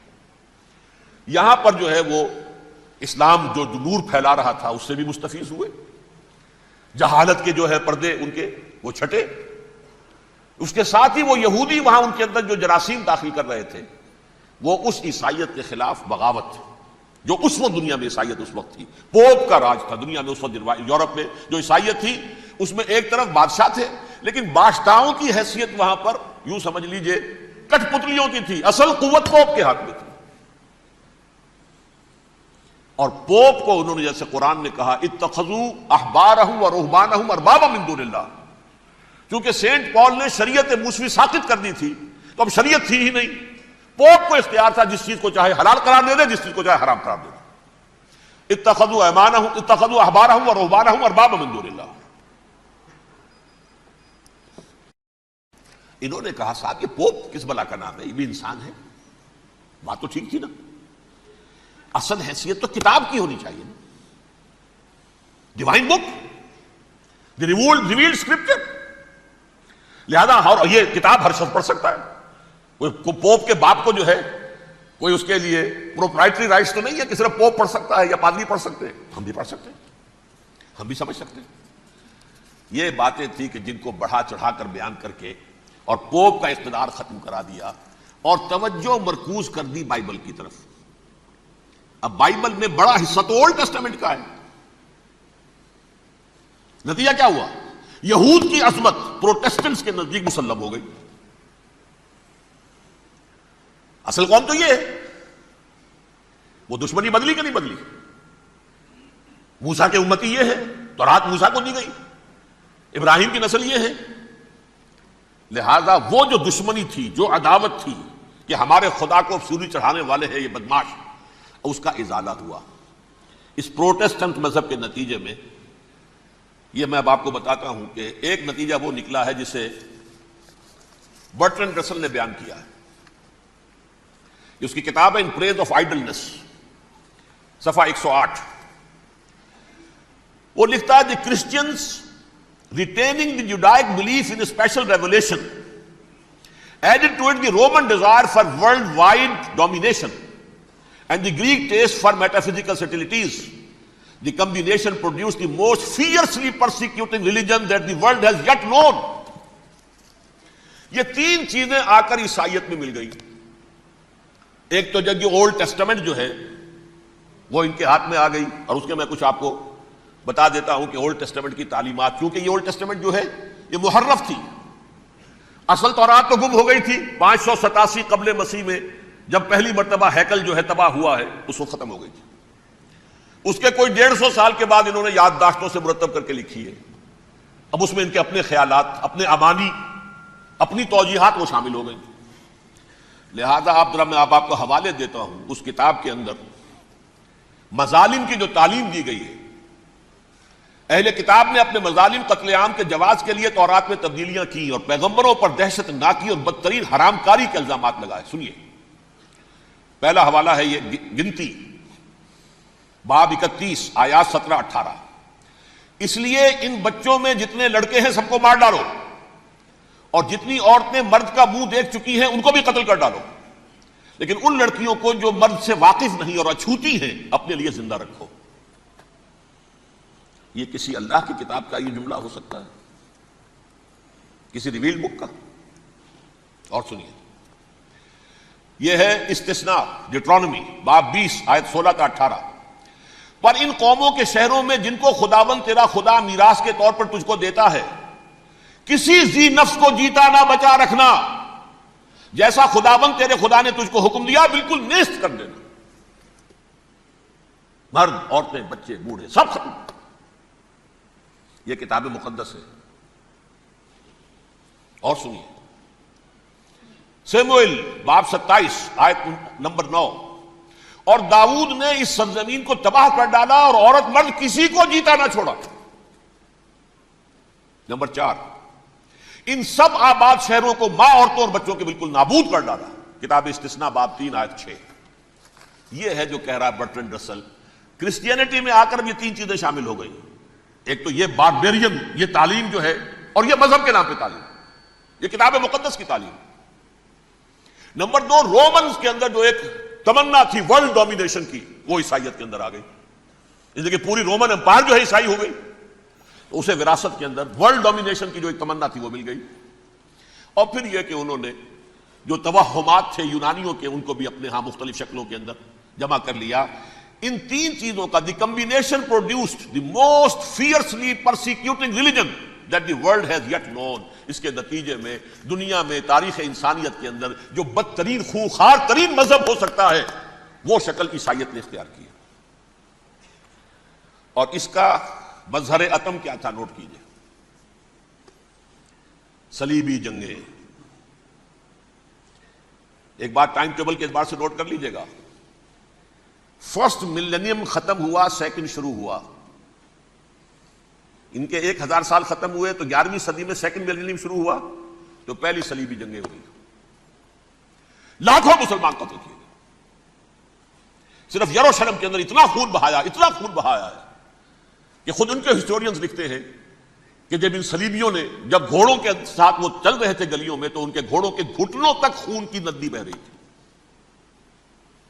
جہاں سے گزرے ختم کرتے چلے گئے، آبادیاں کی آبادیاں ختم کر دی. اگرچہ اس کروسیڈ میں گیہوں کے ساتھ گھن بھی پسا، یہودی بھی بہت مارے گئے. یہ فرانس سے، جرمنی سے جب یہ کروسیڈرز آ رہے تھے، 3000 میل کا سفر طے کر کے آئے تھے. سوچئے تو صحیح. اربن ثانی پوپ جو تھا، آگ لگا دی تھی اس نے پورے یورپ کے اندر. شرم سے ڈوب مرو، تمہارے مقدس علاقے مسلمانوں کے ہاتھ میں. انفیڈلز، یہ کافر، یہ مرتد، یہ ملحد. مسیح جہاں پیدا ہوا، مسیح کو جہاں سولی دی گئی، وہ کہاں ہے؟ ان کے ہاتھ میں. وہ آگ لگائی ہے، 3000 میل کا فاصلہ طے کر کے یہ قومیں آئی ہیں وہاں. اور جو تباہی مچائی ہے انہوں نے، تاریخ انسانی میں ایسی بربریت کی کوئی مثال. اور یہ ان کے اپنے ہسٹورینز لکھتے ہیں. شرم کے مارے ایسے محسوس ہوتا ہے جیسے ان کی گردنیں جھکی جا رہی ہوں لکھتے ہوئے. اب آگے چلیے. یہ جو بغاوت ہوئی پوپ کے خلاف، اس میں نوٹ کیجئے تاریخی اعتبار سے سب سے پہلے بغاوت کرنے والا ملک انگلستان تھا. اس نے اپنا چرچ علیحدہ بنایا، چرچ آف انگلینڈ. پوپ سے رشتہ منقطع. The first Protestant kingdom in Europe was England. اسی سے رشتہ جوڑی west, white Anglo Saxon Protestants. ان میں اولیت کا شرف کسے حاصل ہے؟ برطانیہ شریف کو. یہاں پر انہوں نے اب ایک بہت بڑا جو کارنامہ کیا، پوپ کی گرفت کم ہوئی یورپ پر سے، پروٹیسٹنٹ مذہب کا فروغ ہوا، تو انہوں نے سود کی اجازت حاصل کر لی. جب تک پوپ کی حکومت تھی سود حرام تھا. نو ٹرانزیکشن، نہ انٹرسٹ نہ یوزری، کچھ بھی نہیں. پروٹیسٹنٹس کے ذریعے سے سود کی اجازت حاصل کر لی. اس کے بعد بڑے بڑے بینک بنا کر بیٹھ گئے. House of Rothschilds, house of goldsmiths. یہ عمران خان صاحب کے جو خسر جو تھے گولڈ سمتھ، یہ بینکرز، بڑی بڑی فیملیز. ان لوگوں نے کیا کیا؟ اب ریشہ دوانیاں. یورپ میں مختلف ملکوں کے درمیان جنگیں کروائیں سازشوں کے ذریعے سے. وہی کلما اوقدوا نارا للحرب، جنگ کے لیے آگ بھڑکا دینا تو ان کا پرانا مشغلہ تھا. جنگیں کرواتے تھے. پھر فرانس کے بادشاہ کو بھی قرض چاہیے اسلحہ کے لیے، انگلستان کے بادشاہ کو بھی قرض چاہیے. ہاؤس آف روتھ چائلڈز کا ایک نمائندہ وہاں بیٹھا ہے، ایک یہاں بیٹھا ہے، اور منہ مانگے شرح پر سود کے اوپر قرض دے رہے ہیں. ان کو سب کو جو ہے ان کے سارے مالی وسائل کھینچ لیے، دولت پر قبضہ کر کے بیٹھ گئے. اور اس کا نتیجہ یہ نکلا چند 100 سالوں کے اندر کہ فرنگ کی رگے جاں پنجے یہود میں. اس سودی نظام کے ذریعے سے دولت پر ان کا قبضہ. علامہ اقبال 1905 سے 1908 تک رہے تھے نا وہ. لیکن یہ کہ ان کی نگاہ تھی ایسی، گاہ میری نگاہ تیز چیر گئی دل وجود، گاہ الجھ کے رہ گئی میرے توہمات میں. اور انہوں نے دیکھا ہے کہ فرنگ کی رگے جاں پنجے یہود میں ہے. ابھی ہٹلر کا تو وجود بھی نہیں تھا، بعد میں ہٹلر کو محسوس ہو گیا نا واقعتاً ہمارا اصل دشمن یہ یہودی ہے جو یہاں پر بیٹھا ہوا، جو ہمارا خون چوس رہا. آخر یوں ہی تو نہیں، دماغ اس کا ایسے تو خراب نہیں ہو گیا تھا. یہ قتل عام، یہ ہولوکاسٹ کس لیے؟ اس نے پہچان لیا تھا. اس لیے کہ وہ ویسٹ نہیں تھا، وائٹ اینگلو سیکسن پروٹیسٹنٹس، اصل جادو جو چلا وہ ان پر چلا، اور برطانیہ ان کا سب سے بڑا جو ہے وہ پشت پناہ، مددگار، حامی۔ اس کے ساتھ ساتھ انہوں نے کوشش کی، یہ ترک خلفاء بیچارے، مرد بیمار تو بن ہی چکا تھا یورپ کے اندر، زوال سے دوچار ہو چکی تھی ترکی خلافت، انہوں نے بھی محل بنائے تھے، تجھ کو بتاتا ہوں تقدیر امم کیا ہے، شمشیر و ثنا اول، طاؤس و رباب آخر، بڑے بڑے قرضے لے کر محل بنے تھے یہ، جو آج جا کر آپ استنبول میں دیکھ لیجئے، قرضوں کے اندر بندھے ہوئے، لیکن یہ کہ کم سے کم یہ ضرور کیا کہ بڑی سے بڑی رشوت انہیں یہودیوں نے پیش کی کہ کسی طرح ہمیں فلسطین میں آباد ہونے کی اجازت دے دو، لیکن this goes to their credit, انہوں نے کہا نہیں، یہ معاہدہ جو عمر نے کیا تھا رضی اللہ تعالی عنہ، اس کو میں نہیں بدل سکتا، تم جاؤ، جا کے زیارت کرو، آ جاؤ، تم وہاں آباد نہیں ہو سکتے، کیونکہ ترکی کا زیر ادگی تھا نا علاقہ، سلطنت عثمانیہ میں شامل تھا، پورا ویسٹ ایشیا، پورا ایسٹ یورپ، پورا شمالی افریقہ، 3 بر اعظموں پر پھیلی ہوئی تھی سلطنت عثمانیہ، خلافت عثمانیہ، 400 برس تک خلافت ان کے ہاں رہی ہے۔ انہوں نے نہیں مانا، نتیجہ کیا نکلا؟ انہوں نے اس خلافت کے نظام کو ختم کرنے کے لیے سازش شروع کی، اس سازش کا نتیجہ تھا، اس کو دیکھ کر بھانپ کر ہندوستان میں تحریک خلافت چلی ہے، بولی اماں محمد علی کی جان بیٹا خلافت پر دے دو، ساتھوں تیرے شوکت علی بھی جان بیٹا خلافت پر دے دو، تحریک چلی، ابھی ختم نہیں ہوئی تھی خلافت، لیکن نظر آ گیا تھا۔ بڑا پیارا واقعہ ایک صاحب نے سنایا ہے کہ جب شیخ الہند جو ہیں اسیر تھے مالٹا میں، یہ 1915 سے 1920 تک رہے، تو وہاں جو تھا مالٹا کا جو کیمپ تھا جس میں کہ یہ اسیر تھے، اس کا کمانڈانٹ جو تھا انگریز، انہوں نے دیکھ لیا تھا یہ بہت فرشتہ خصلت انسان ہے، نورانی شکل ہے، تو وہ اچھا میل ملاپ تھا۔ ایک روز کہا حضرت شیخ الہند نے کہ آپ لوگ ہماری خلافت کے پیچھے کیوں پڑے ہوئے ہیں، وہ تو ایک مردہ شے ہے، اس میں کوئی جان تو ہے نہیں، کوئی طاقت نہیں ہے، پھر بھی آپ ہماری ایک نشانی ہے، اسے کیوں آپ جو ہے برباد کرنے پر تلے ہوئے؟ اس نے کہا اتنے بھولے نہ بنیے حضرت، ہمیں معلوم ہے اس نیم مردہ خلافت میں بھی طاقت اتنی ہے کہ اگر جہاد کا فتویٰ اس نے دے دیا تو انڈونیشیا سے موریتانیہ تک مسلمان کفن سر سے باندھ کے نکل آئے گا، یہ ہمیں معلوم ہے، لہذا ہم نے ختم کرنا ہی کرنا۔ اور ختم کس سے کرایا؟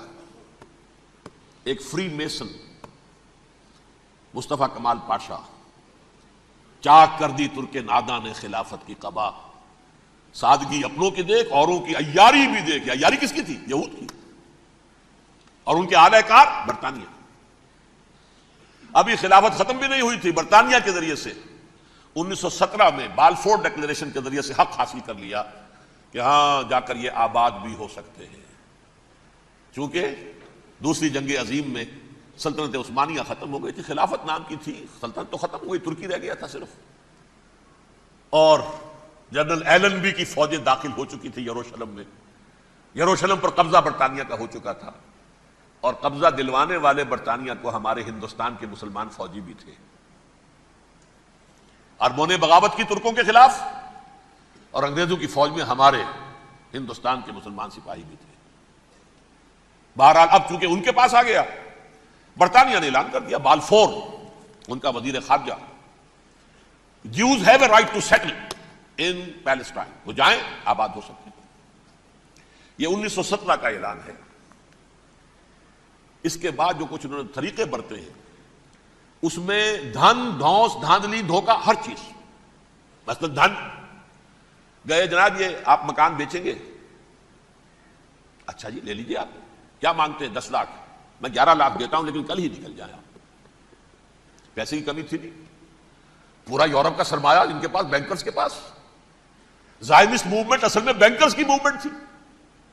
1897 میں جمع ہو کر انہوں نے جو پروٹوکول بنائے تھے وہ کون تھے؟ سب کے سب بینکرز تھے، دولت کی کمی نہیں تھی۔ تم 10 کی بجائے 11 لو، نکل جاؤ۔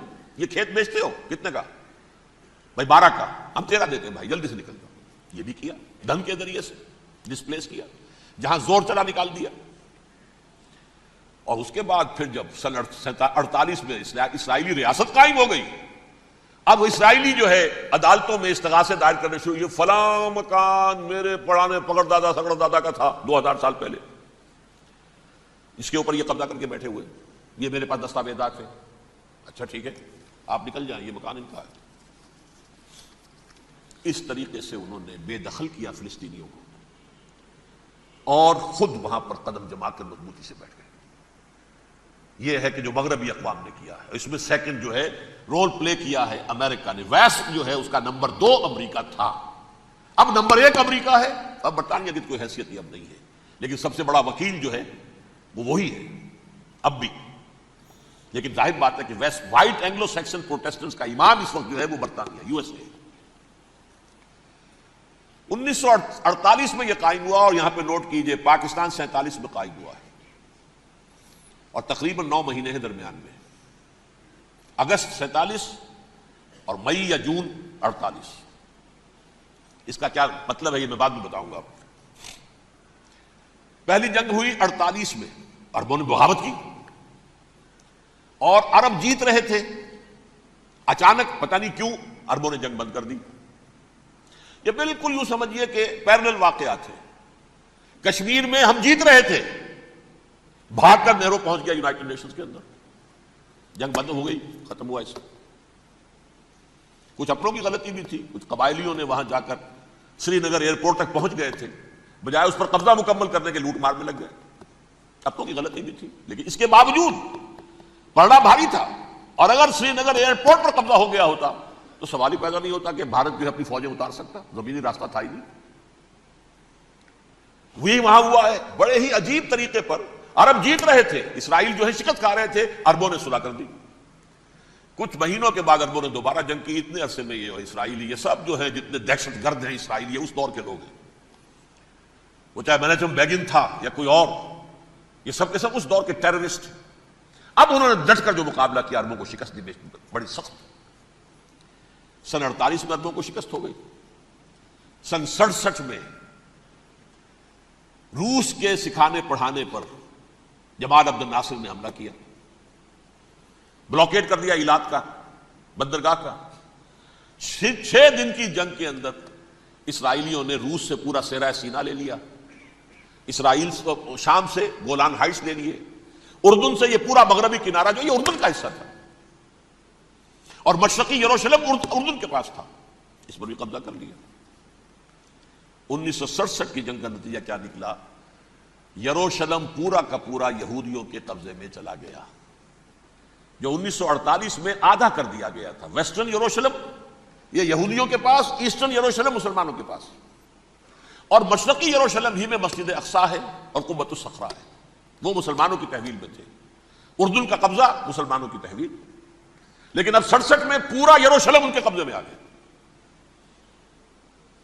پھر بہرحال مصر نے ایک کوشش کی بدلہ لینے کی سن 73 کی جنگ میں, اور اس میں کوئی شک نہیں بڑی شجاعت کا مظاہرہ کیا. رمضان وار آف 1973 بارلیو لائن کراس کر دی, جسے وہ سمجھتے تھے کہ کوئی طاقت دنیا کی ہمارے اس دفاعی جو ہے لائن اس کو کراس کر نہیں سکتی. لیکن پھر جب امریکہ اپنی پوری طاقت لے کر میدان میں آ گیا ہے تو ظاہر بات ہے کہ مصر کی حیثیت امریکہ کے مقابلے میں تو کچھ نہیں. یہ ہے میں نے جو مختصر سی تاریخ آپ کے سامنے رکھ دی ہے. اب جو اصل مسئلہ ہے سمجھیے, سین کیا ہے, منظر کیا ہے. یہ پہلو وہ ہیں بہت سے کہ جو شاید بہت سے حضرات کی نگاہوں میں نہ ہوں, باقی تو یہ تاریخ کے واقعات ہیں, اکثر لوگوں کے علم میں ہوں گے. یہودیوں میں بھی ایک بڑی شدید اندرونی کشاکش ہے. جیسے ہم مسلمانوں میں کچھ مسلمان وہ ہیں جو نماز روزے کی پابندی کرتے ہیں, دین سے انہیں تعلق ہے. کچھ وہ ہیں جو نہ نماز نہ روزہ, نہ کچھ نام تو ان کے ہیں, محمد حسین ہے, غلام علی ہے تو صحیح, سیکولر ذہن ہے, مادی پرستی ہے, کچھ نہیں ہے کہ نہیں, ایسا ہی ان کے ہاں بھی ہے. اصل یہودی جو ہے, عملی یہودی, اس کی شکل آپ نے اگر کبھی دیکھی ہو, اس کے سر کے اوپر اونچا ہیٹ ہوتا ہے کالا, ان کی زلفیں لمبی لمبی ہوتی ہیں, خاص طور پر یہ جو ہے گلپٹی کے بال, یہ قلمے جو ہیں یہ تو لا کے چھلے بنا کر بڑا خوبصورت سا جو ہے وہ ہار بناتے ہیں. لمبا کالا کوٹ پہنا ہوتا ہے, لمبی داڑھی ہوتی ہے. یہی وجہ ہے کہ مسلمانوں میں بھی مصر میں جس کی لمبی داڑھی ہوتی تھی, اب کچھ حالات شاید بدل گئے, وہ سمجھتے تھے یہ یہودی ہے. یعنی لمبی داڑھی یہودی رکھتا تھا, مسلمان نہیں. مسلمان تو عرب صرف ٹوکن داڑھی رکھتے ہیں یا شیو کرتے ہیں, یا سعودیوں کی طرح صرف کوئی نشان چھوڑتے ہیں, اللہ اللہ خیر صلی اللہ. لمبی داڑھی شعار جو ہے یہودیوں کا ہے. ایک انتہا پر تو یہ ہے. دوسری انتہا پر وہ جنہیں کسی شے سے غرض نہیں, شراب بھی پیتے ہیں, سب کچھ ہے, سور بھی کھاتے ہیں یہودی, بینکرز ہیں, بڑے بڑے سائنسدان ہیں, سب کچھ ہیں, وہ زیادہ تر جو ہیں سیکولر ذہن کے.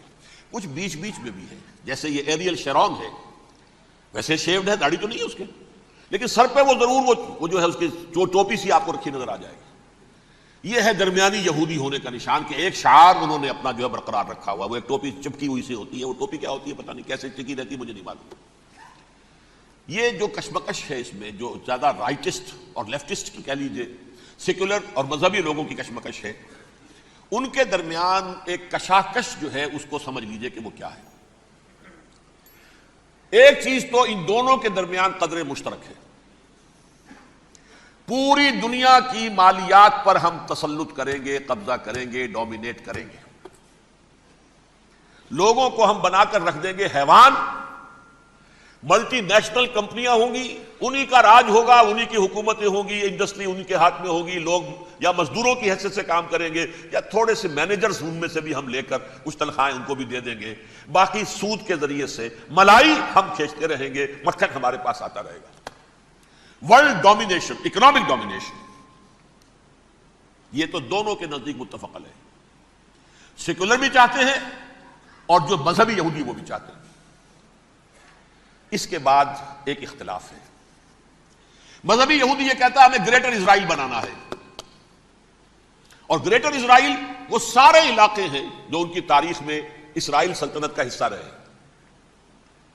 حضرت یوسف کے زمانے میں یہودی جا کر آباد ہوئے مصر میں، جو ڈیلٹا کا علاقہ ہے، زرخیز ترین علاقہ جو ہے، جوشن کا علاقہ، وہ کہتے ہیں وہ ہمارا ہے، کئی سو برس ہمارے ہیں۔ سرائے سینا ہمارا ہے، اس میں کوہ طور ہے جس پہ حضرت موسیٰ کا ہم کلام ہوئے اللہ سے، تورات ملی، اس میں 40 برس تک ہم بھٹکتے پھرے ہیں۔ صحرائے تی ہے یہ یتیہون فی الارض 40 سنہ۔ پھر فلسطین تو خیر ہماری جدی پشتی جائیداد ہے، جاگیر ہے۔ پھر یہ عرب جو ہے یہ بھی مدینے تک ہمارا ہے، مدینے سمیت ہمارے قبیلے وہاں تھے جہاں سے نکالا مسلمانوں نے، پورا عراق ہمارا ہے، پورا شام ہمارا ہے، اور ترکی کا بھی ایک علاقہ ہے ابتدائی مشرقی جنوبی، وہ بھی ہمارا ہے۔ یہ ہے گریٹر اسرائیل کا نقشہ، یہ ہم نے بنانا ہے۔ جبکہ جو سیکولر ذہن کے لوگ کہتے ہیں کیا کرو گے اس کو بنا کے، اس میں جو عرب ہیں وہ تم سے لڑتے رہیں گے، تم انہیں مارو گے وہ تمہیں ماریں گے، اگر تم 10 مارو گے تو ایک تو وہ بھی ماریں گے نا تمہارا، ٹھیک ہے؟ فائدہ کیا ہے؟ اس کی بجائے ہم یہ کرتے ہیں کہ عرب اور اسرائیل مل کر، کزنز ہیں نا آپس میں، آپ کو معلوم ہے بل کلنٹن نے یہ الفاظ کہے تھے جب اسحاق ریبن سے معانقہ کرایا تھا شاہ حسین مرحوم کا، تو کیا کہا؟ You are cousins. حضرت ابراہیم کے 2 بیٹوں سے نسل ہے نا، حضرت اسماعیل سے عرب ہے، حضور ہے، اور حضرت اسحاق سے یہ بنی اسرائیل ہے، کزنز ہے، یو آر کزنز۔ تو ہم کزنز مل کر ایک اکنامک یونٹ بناتے ہیں، جیسے ایشیا پیسیفک ایک یونٹ بن گیا ہے، آسیان ایک یونٹ بن گیا ہے، وغیرہ وغیرہ، پورا یورپ ایک یونٹ بن گیا ہے، ایک کرنسی بن گئی ہے۔ ہم اس پورے علاقے کو ایک اکنامک یونٹ بناتے ہیں، پیسہ اربوں کا ہوگا، ان کے پاس بہت دولت ہے، تیل ان کا ہوگا، بہت تیل ہے ان کے پاس، مزدور ان کے ہوں گے، بڑی تعداد ہے ان کی، مینجمنٹ ہماری ہوگی، ٹیکنیکل نو ہاؤ ہمارا ہوگا، سائنسدان ہم ہوں گے، ملائی ہم کھاتے رہیں گے، چھاچھ ان کو دیتے رہیں گے۔ تو ہمیں آم کھانے ہیں، پیڑ گننے کی کیا ضرورت ہے؟ خام خواہ ان کی دشمنی مول لیں، زیادہ دشمنی بڑھائیں، یہ اس چھوٹے سے اسرائیل کو تسلیم نہیں کرتے، ہم گریٹر اسرائیل کو کیسے تسلیم کر لیں گے؟ یہ لہذا اس خیال کو دل سے نکال دیں۔ یہ اختلاف ہو گیا نمبر 1، بہت بڑا اختلاف۔ لیکن نمبر 2، اس اختلاف میں اتفاق یہ پیدا کیا گیا، یہاں ایک بات ہم آپ کی مانتے ہیں، ہم کسی بھی پیس پروسیس میں جروسلم نہیں دیں گے ان کو، عربوں کو، یہ انڈیوائیڈڈ دارالخلافہ رہے گا اسرائیل کا۔ اور نمبر 2، مسجد اقصیٰ اور قبۃ الصخرہ کو گرا کر 3rd ٹیمپل بنائیں گے۔ یہ مذہبی یہودیوں کو اتنی رشوت اگر وہ نہ دیں تو وہ ان کے ساتھ کام کرنے کو تیار ہی نہیں ہے سر۔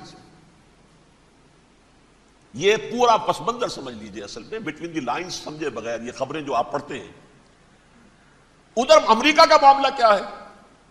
ایک طرف وہ پشت پناہ ہے، حمایتی ہے، پروٹیکٹر ہے، محافظ ہے اسرائیل کا، اسرائیل امریکہ ہی کی آؤٹ پوسٹ سمجھ لیجئے، اسی کی ایک ریاست سمجھ لیجئے، لیکن اس کے ساتھ ہی وہ اپنی جو دنیاوی عالمی مصلحتیں ہیں، اتنی بڑی قوم عرب کی جو ہے اسے بھی دشمن تو نہیں بنانا چاہتا، ان میں بھی ماڈریٹس کو چاہتا ہے کہ رہے ماڈریٹس، یہ جو ہماری جیب میں ہے، حسنی مبارک ہو، شاہ فہد ہو، جو ہماری جیب میں ہے، ورنہ یہ کہ وہاں پر اگر زیادہ ریڈیکل لوگ آ گئے تو ہمارا ویسے ہی بیڑا غرق ہوگا۔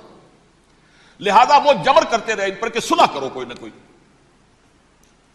یہ صلح کے لیے دباؤ امریکہ کا ہے، اسرائیل نہیں چاہتا صلح، دباؤ ہے امریکہ کا۔ اب میں آپ کو یاد دلاتا ہوں، خلیج کی جنگ ختم ہوئی، بش، یہ باپ اس کا جو اب ہے بش، اس کا بڑا بش جو سینئر، اس کی پاپولیرٹی ریشو جو ہے 89% تھی اس وقت امریکہ کے اندر، اس نے بڑی جنگ فتح کی تھی اور چند امریکی مرے صرف، لیکن اس نے ایک موقف اختیار کیا یہود کے خلاف۔ $10 بلین منظور ہو چکے تھے، اسرائیل کو دیے جانے تھے نئے سیٹلمنٹس بنانے کے لیے اسرائیل میں۔ اس نے کہا یہ رقم میں ایشو نہیں کروں گا جب تک پیس پروسیس شروع نہیں کرتے۔ یہ دباؤ تھا جس کے آگے گھٹنے ٹیکنے پڑے $10 بلین کے لیے، لیکن اس کا بدلہ یہ چکایا کہ الیکشن میں ہرا دیا اسے،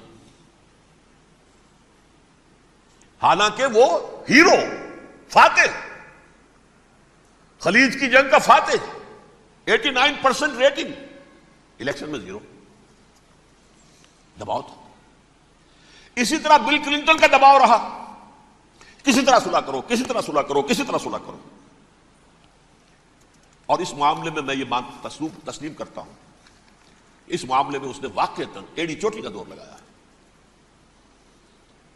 اور یہ بھی تسلیم کرتا ہوں کہ اس کے دباؤ میں آ کر ایہود باراک جہاں تک چلا گیا تھا، اب کوئی نہیں جا سکتا، وہ آفر نہیں دے مل سکتی اب دوبارہ فلسطینیوں کو۔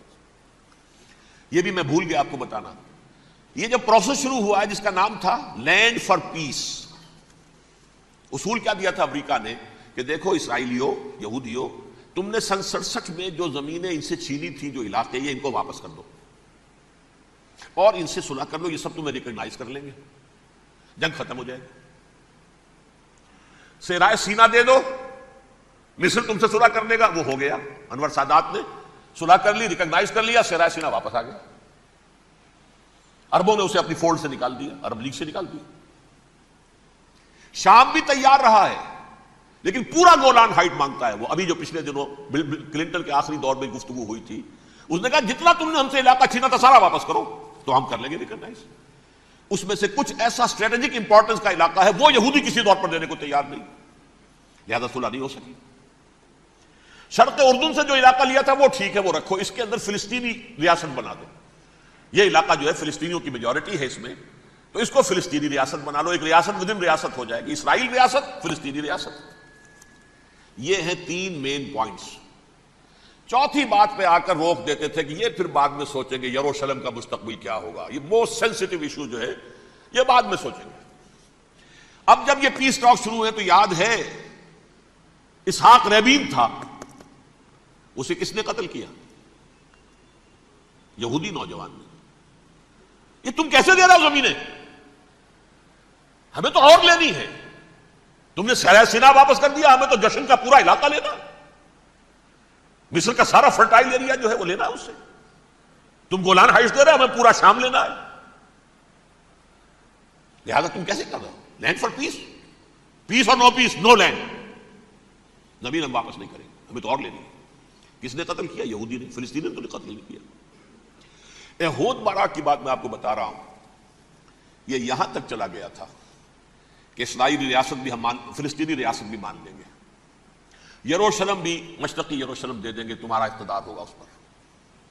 البتہ یہ جو احاطہ ہے جس میں جنوب میں مسجد اقصیٰ ہے اور ذرا شمال کی طرف ہے قبۃ الصخرہ، قبۃ الصخرہ آپ جانتے ہیں، جب بھی ٹیلی ویژن پر یروشلم سے کوئی خبر آ رہی ہے تو پیچھے وہ بڑا سا مینار، وہ گنبد نظر آتا ہے سنہرا، یہ وہ جگہ ہے چٹان، ٹیمپل ماؤنٹ۔ یہ پہاڑی تھی پہلے، جیسے کوہ صفا، کوہ مروہ، اب کیا رہ گئی؟ کبھی پہاڑیاں تھی یہ، کوہ صفا کے اوپر چڑھ کر حضور نے نعرہ لگایا تھا ما صباحا، اب کیا ہے وہ کوہ صفا بیچارہ، وہ تو ایک چھوٹی سی علامت ہے، کچھ پہاڑیاں سے دکھائی دیتی ہے، اس کے اوپر بھی گنبد ہے۔ اسی طرح ٹیمپل ماؤنٹ ہے وہ جہاں پر کہ ہیکل سلیمانی تھا، اور وہ گرا دیا تھا رومیوں نے، مسلمانوں نے تو نہیں گرایا، لیکن پھر حضور کو معراج وہاں سے ہوا تو عبد الملک بن مروان نے وہاں پر یہ بہت بڑا گنبد بنا دیا، یہ قبۃ الصخرہ ہے۔ وہ مسجد اقصیٰ نہیں ہے، مسجد اقصیٰ اس کے علاوہ ہے، وہ جنوبی علاقے میں ایک ریکٹینگولر احاطہ ہے بہت بڑا، جس کے جنوبی علاقے کے اندر مسجد اقصیٰ ہے، اور یہ اس کے شمالی حصے۔ ایہود باراک نے یہاں تک آفر کر دی تھی کہ مسجد اقصیٰ کو اپنے پاس رکھ لو، لیکن یہ ٹیمپل جو ہے، یہ ٹیمپل ماؤنٹ، یہ قبۃ الصخرہ نہیں، اس لیے کہ یہ ہماری کمٹمنٹ ہے مذہبی یہودیوں کے ساتھ کہ ہم یہاں پر جو ہے ٹیمپل بنائیں گے، 3rd ٹیمپل، ہیکل سلیمانی کی تیسری مرتبہ تعمیر یہاں ہوگی. لیکن ظاہر بات ہے فلسطینی کیسے مان لیں, مسلمان کیسے مان لیں؟ یہ ہے وہ چیز کہ جس کی وجہ سے وہ سارا معاملہ ناکام ہوا. ویسے مجھے یقین ہے کہ اگر فلسطینی, اور اب جو ہے ان کے صبر کا پیمانہ لبریز ہو گیا ہے. اب ان کا فیصلہ یہ ہے کہ انہیں 3 بڑے بڑے قدم اٹھانے. نمبر 1, فلسطینیوں کا خاتمہ, ایتھنک کلینزنگ. اگر یہ فلسطینی رہتے ہیں یہاں پر تو اگر 10 ہم ان کے ماریں گے تو 2-3 یہ ہمارے مار دیں گے. تو اسرائیلی کی جان تو بہت قیمتی ہے. یہ تو خیر 1000 بھی مر جائیں تو کوئی بات نہیں, یہ تو کیڑے مکوڑے ہیں, جنٹائلز ہیں, گوئمز ہیں, یہودی, وہ مر جائے. لہذا ان کا ٹنٹا بکاؤ, اب ان کو ختم کرو. وہ اشتہار شاید آپ کے نظروں سے گزرا ہوگا جس میں میں نے یہ الفاظ لکھے ہیں کہ بوسنیا کی ایتھنک کلینزنگ جو ہے ماند پڑ جائے گی. اور جو کچھ ایتھنک کلینزنگ ہوئی تھی 500 برس قبل ہسپانیہ میں, اس کا نقشہ آپ دیکھیں گے دنیا میں. اس وقت کیا ہوا تھا؟ عربوں کو, مسلمانوں کو یا جلا دو, قتل کر دو, یا جہازوں میں ان کو ڈمپ کر ہوئے اور لے جا کر شمالی افریقہ کے ساحل کے اوپر اتار دو اور ڈمپ کر دو. ایک بچہ بھی نہیں رہنے دیا تھا ہسپانیہ میں. 1492 میں سقوط غرناطہ ہوا ہے, اور اس کے بعد 10 سال کے اندر اندر ایک ایک بچہ مسلمانوں کا ختم کر دیا. یہ ہے فیصلہ ان کا. اب بہت بڑا قدم وہ اٹھانے پر مجبور ہے. کب تک آپ رہیں گے؟ ہمارے لوگ مارتے ہیں, 16 نوجوان ہمارے مار دیے. لیکن آج گھر تھا, اس میں ایک چلا گیا فلسطینی, بم اپنے جسم سے باندھ کر وہاں اڑا دیا, خود بھی اڑ گیا, 16 ان کے نوجوان اڑ گئے. لہذا یہ چیز ان کے لیے ناقابل برداشت ہے. ان کے صبر کا پیمانہ اب لبریز ہو رہا ہے. نمبر 2, انہیں بہرحال اب یہ کرنا ہے کہ مسجد اقصی کو گرائیں, قبۃ الصخرہ کو گرائیں اور ٹیمپل بنائیں. یہ انتفاضہ جو اب شروع ہوا 1 سال پہلے سے, یہ شیرون نے دورہ کیا تھا, مسجد اقصی میں گیا تھا, اور اس نے 3rd ٹیمپل کی تعمیر کے لیے ایک پتھر جو ہے بنیاد کا پتھر رکھنے کا ارادہ ظاہر کیا تھا, جس پر فلسطینی نوجوان اٹھے, وہ اینٹیں لے کر, روڑے لے کر, اور اس وقت سے یہ سلسلہ چل رہا ہے. کتنے مارے جا چکے فلسطینی, لیکن کچھ نہ کچھ یہودی بھی مرے, اسرائیلی بھی مرے. اور جیسا کہ میں نے عرض کیا, اب ان کے صبر کا پیمانہ لبریز ہو گیا. انف از انف. اب ہم اس معاملے کو ایک دفعہ جو ہے فائنلی ختم کر دیں اور اب بنائیں گے. لہذا اب جو ہے کئی ٹن وزن کے وہ جو پتھر تیار ہو کر آگے رکھ دیے گئے ہیں کہ یہاں یہ بنیاد پڑنی ہے, اس کے اندر یہ پتھر لگے. بلکہ ایک لطیفہ بھی مجھے یاد آیا ہے, یہ کوئی 30 سال پرانی بات ہے. اس قبۃ الصخرہ کی مرمت ہوئی تھی, تو اس کے اوپر جو یہ سونے کی پتری چڑھی ہوئی ہے, یہ شاہ حسین اردن والے جو ہے, ظاہر بات ہے تھا بھی انہی کے تسلط میں, یہ انہی کی تولیت میں تھا سن 67 سے پہلے, اس زمانے کی بات میں کر رہا ہوں. تو انہوں نے پتہ نہیں 30 من تھا یا 30 ٹن تھا سونا جو ڈونیٹ کیا تھا اس کے اوپر یہ پتری چڑھانے کے لیے, جو بہت بڑا گنبد نظر آتا ہے پورے کے پورے ماحول کے اوپر چھایا ہوا. اس وقت یہودی اخباروں نے لکھا تھا بہت اچھا ہے, یہ سونا ہمارے کام آئے گا جب ہم اپنا ہیکل تعمیر کریں گے. کہاں جائے گا سونا؟ سونا یہی رہے گا نا, جب ہم گرائیں گے ہمیں وہ سونا مل جائے گا. اب وہ اس پر آ گئے, مزید دیر نہیں کر سکتے. تو آپ نوٹ کیجئے, number 1, ethnic cleansing of Palestinians in Israel. Number 2, demolition of the Aqsa Mosque and the Qubbat al-Sakhra.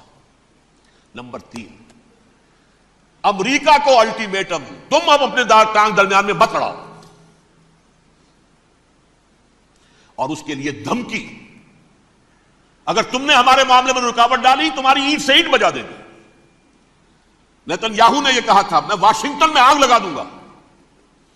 یہ انہوں نے امریکہ میں عظیم ترین دہشت گردی کر کے امریکہ کی ایڈمنسٹریشن کو, انتظامیہ کو یہ دھمکی دے دی ہے کہ باز آ جاؤ. چنانچہ میں یہ بات کہہ کے پرسوں جمعے میں اپنی مسجد سے, مسجد دارالسلام سے نکلا, شام کو, اسی شام کو میں نے ایریل شیرون کی تقریر سن لی T V per. It is not acceptable. Don't appease the Arabs at our expense. We are not going to become Czechoslovakia. We have to depend on ourselves only and rely on ourselves only. کیا مطلب ہے اس کا؟ کس کو سنا رہا ہے؟ امریکہ بہادر, ہم تمہارے محتاج نہیں ہیں, ہم تمہارے ٹکڑے اڑا دیں گے, تیسرے کر دیں گے تمہارے, تم بیچ میں آؤ تو صحیح ہم, اور دیکھ لو ایک نشانی ہم تمہیں دکھا دیتے ہیں. مجھے 100% یقین ہے یہ پورا ہسٹوریکل پروسیس, اور جس جگہ یہ پہنچ گیا ہے, جس کریٹیکل پوائنٹ تک یہ پہنچ چکا ہے, یہ جو بھی حملہ ہوا ہے ورلڈ ٹریڈ سینٹر پر اور پینٹاگون پر، یہ اسرائیل کا کام ہے. اسرائیل سے کم تر کسی ادارے کے لیے ممکن ہی نہیں، اس لیے کہ اسرائیل کے ایجنٹ امریکہ کے پورے نظام کے اندر جو ہے گھسے ہوئے ہیں، موجود ہیں، ہر جگہ موجود ہیں. جیسے سرطان کا پھوڑا ہوتا ہے پورے جسم میں وہ اپنی جڑیں جما لیتا ہے، ایسا ہے بات. پوری ایڈمنسٹریشن، پوری اکانومی، تمام ذرائع ابلاغ، پرنٹڈ میٹر ہو یا یہ کہ الیکٹرانک میڈیا، سب ان کے قبضے میں.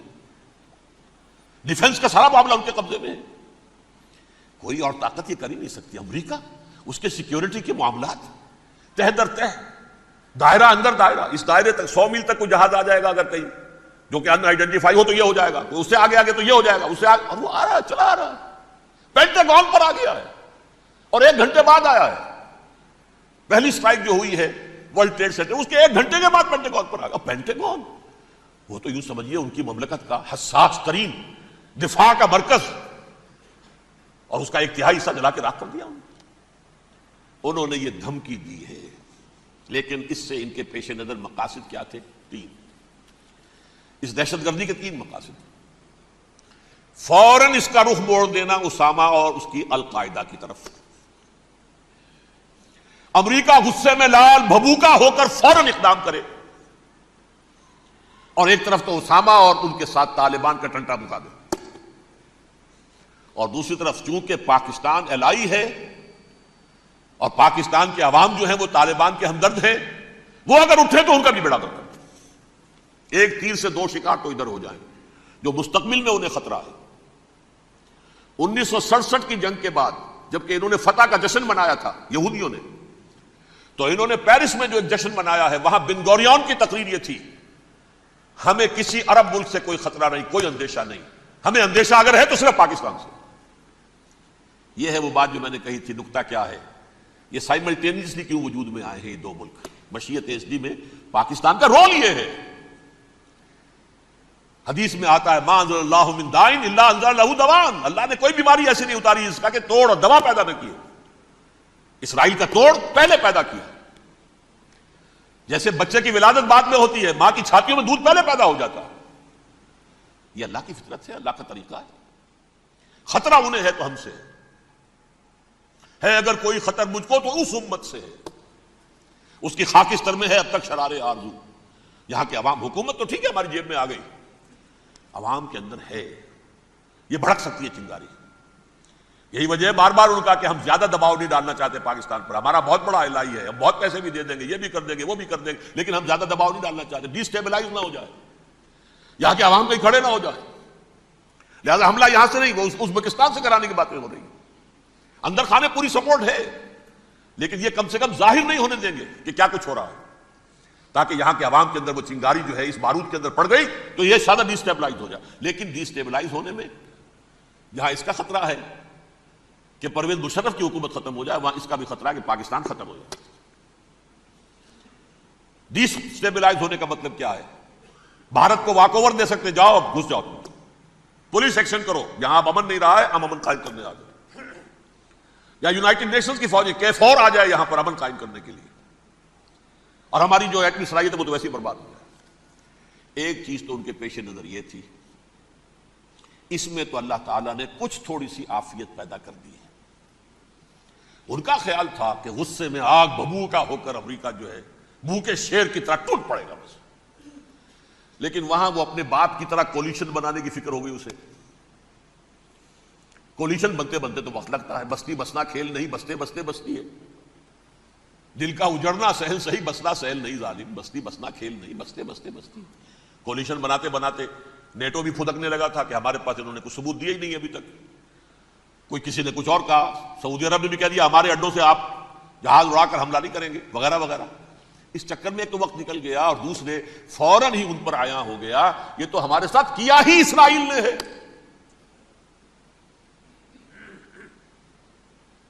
لیکن یہ بات لیک نہیں کرنا چاہتے. میں نے خود سنا اور بھی بہت لوگوں سے کہا کہ یہ باقاعدہ اسٹیٹ ڈپارٹمنٹ کی طرف سے ٹی وی پر، CNN پر، BBC پر یہ اعلان آیا کہ یہ جو انویسٹیگیشنز ہو رہی ہیں اس حادثے کی تحقیقات کی، اس کی معلومات لیک کیوں ہو رہی ہیں؟ لیک نہیں ہونی چاہیے. کیوں؟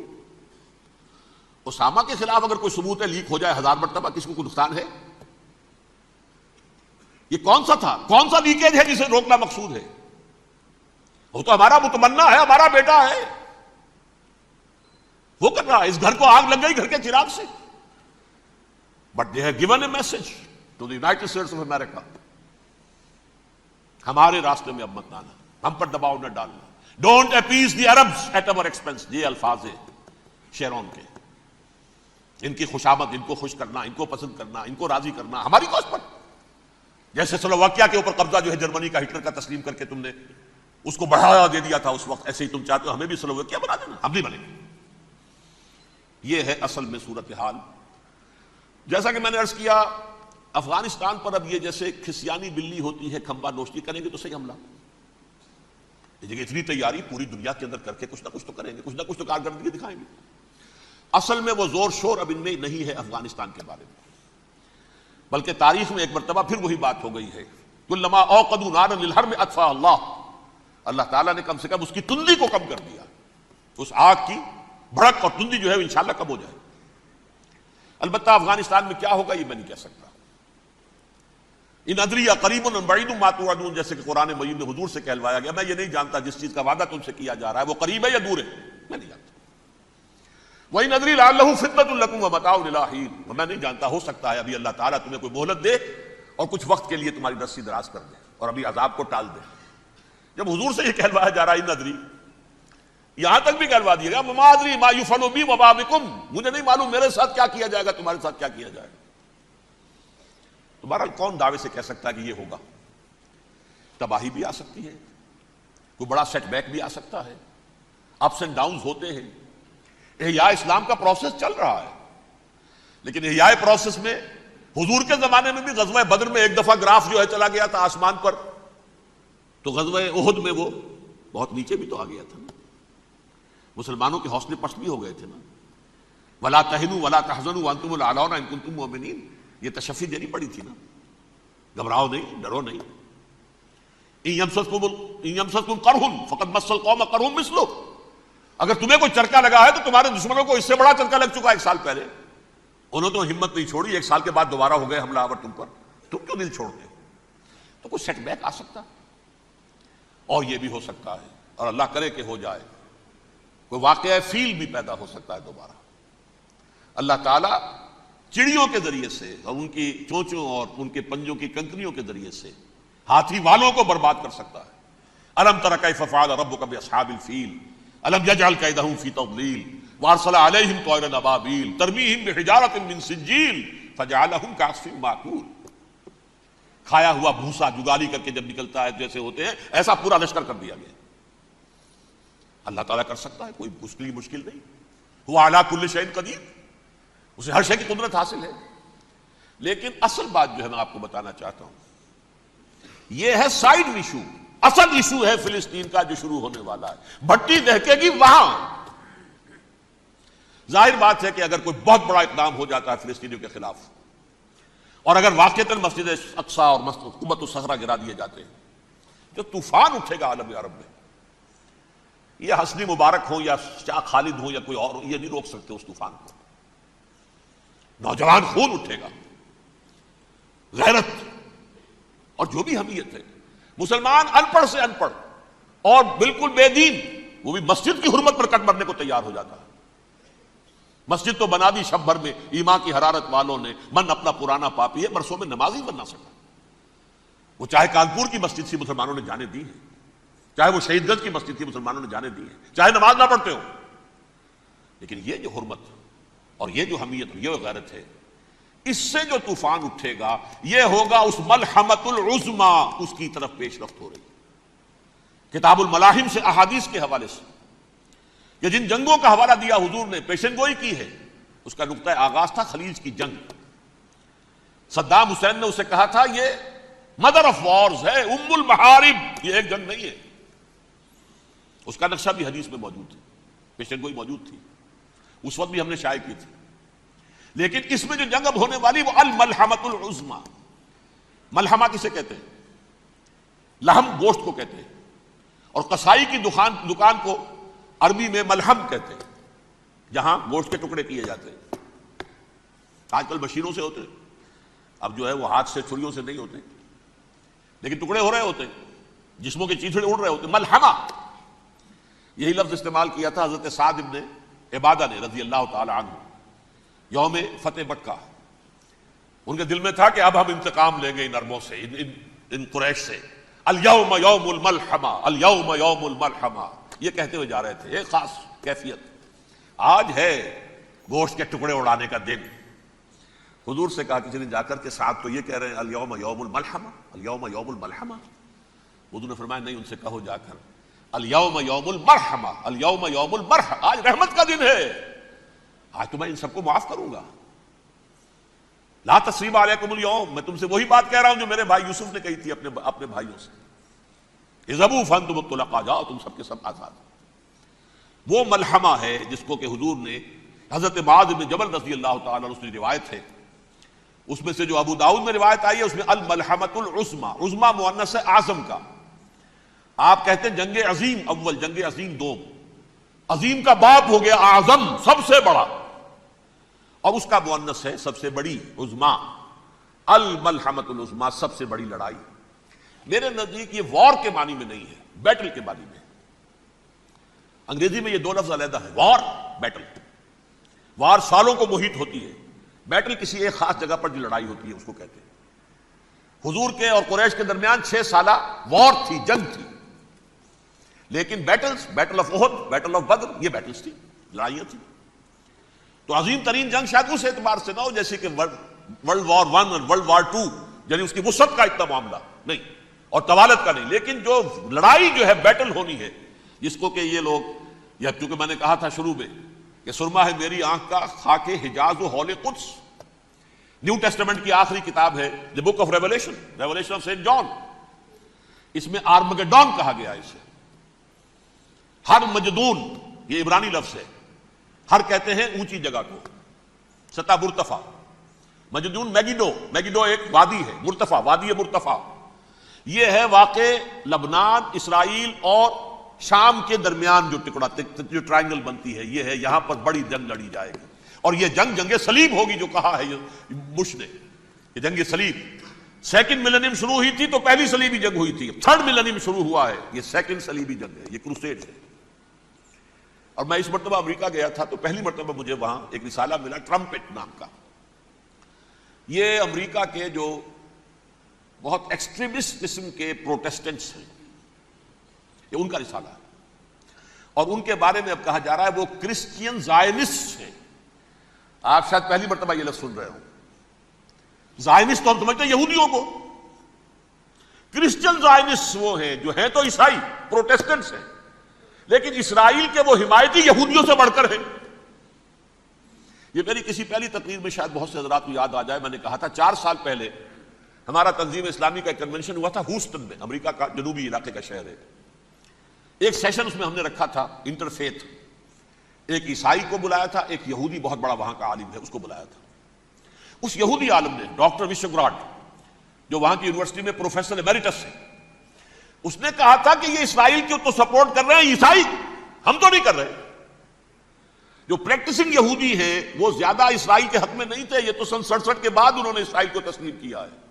وہ تو منتظر تھے کہ ہمارا مسیحا آئے گا تو اس کی قیادت میں جنگ کریں گے، جیسے شیعہ منتظر تھے کہ مہدی موعود آئیں گے تو پھر ہم کچھ کریں گے.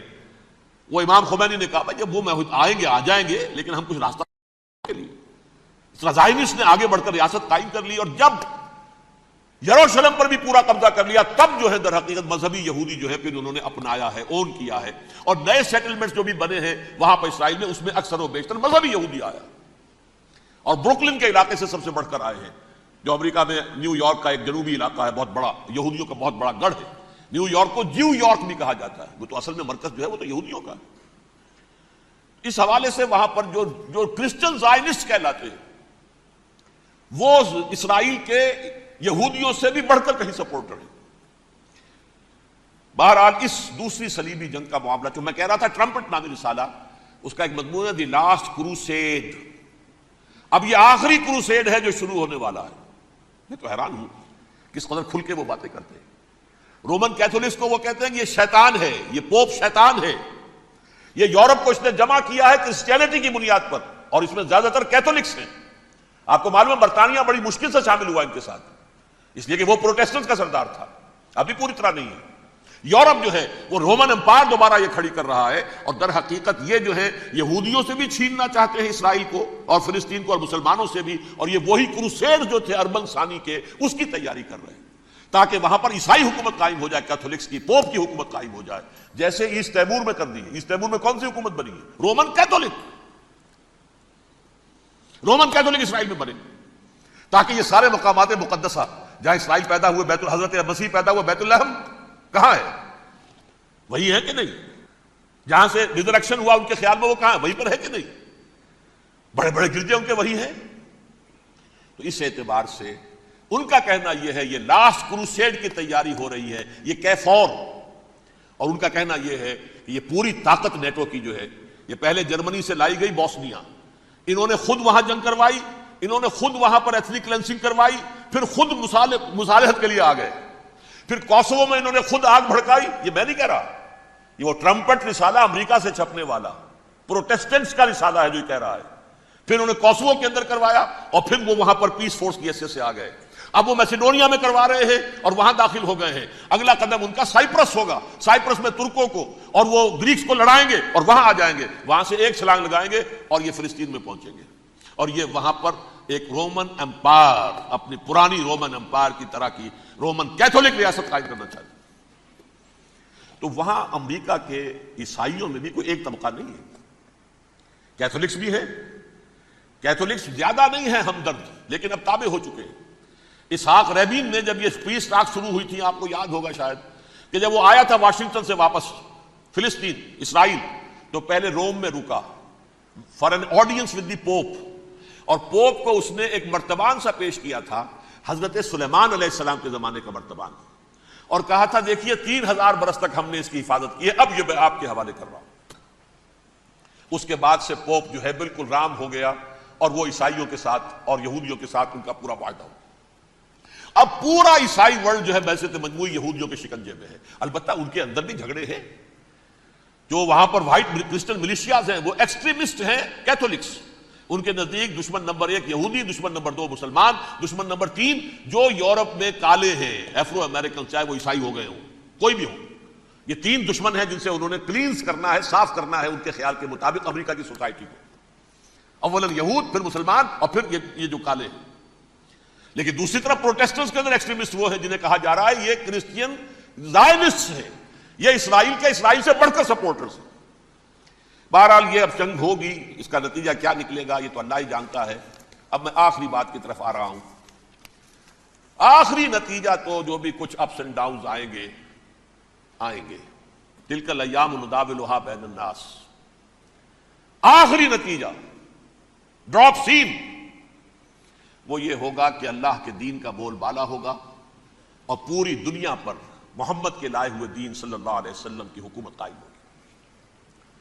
وہ گویا قیامت کی تمہید ہوگی، اس کے بعد بس قیامت آئے گی، کیونکہ مقصد کائنات، تخلیق کائنات پورا ہو جائے گا۔ پوری مخلوقات کے اندر مقصد تخلیق، کلائمیکس آف کریشن محمد الرسول اللہ صلی اللہ علیہ وسلم۔ السلام علیکم سامعین، ڈاکٹر اسرار احمد صاحب کے مزید بیانات سننے کے لیے ہمارے چینل صدائے ایمان کو سبسکرائب کیجیے۔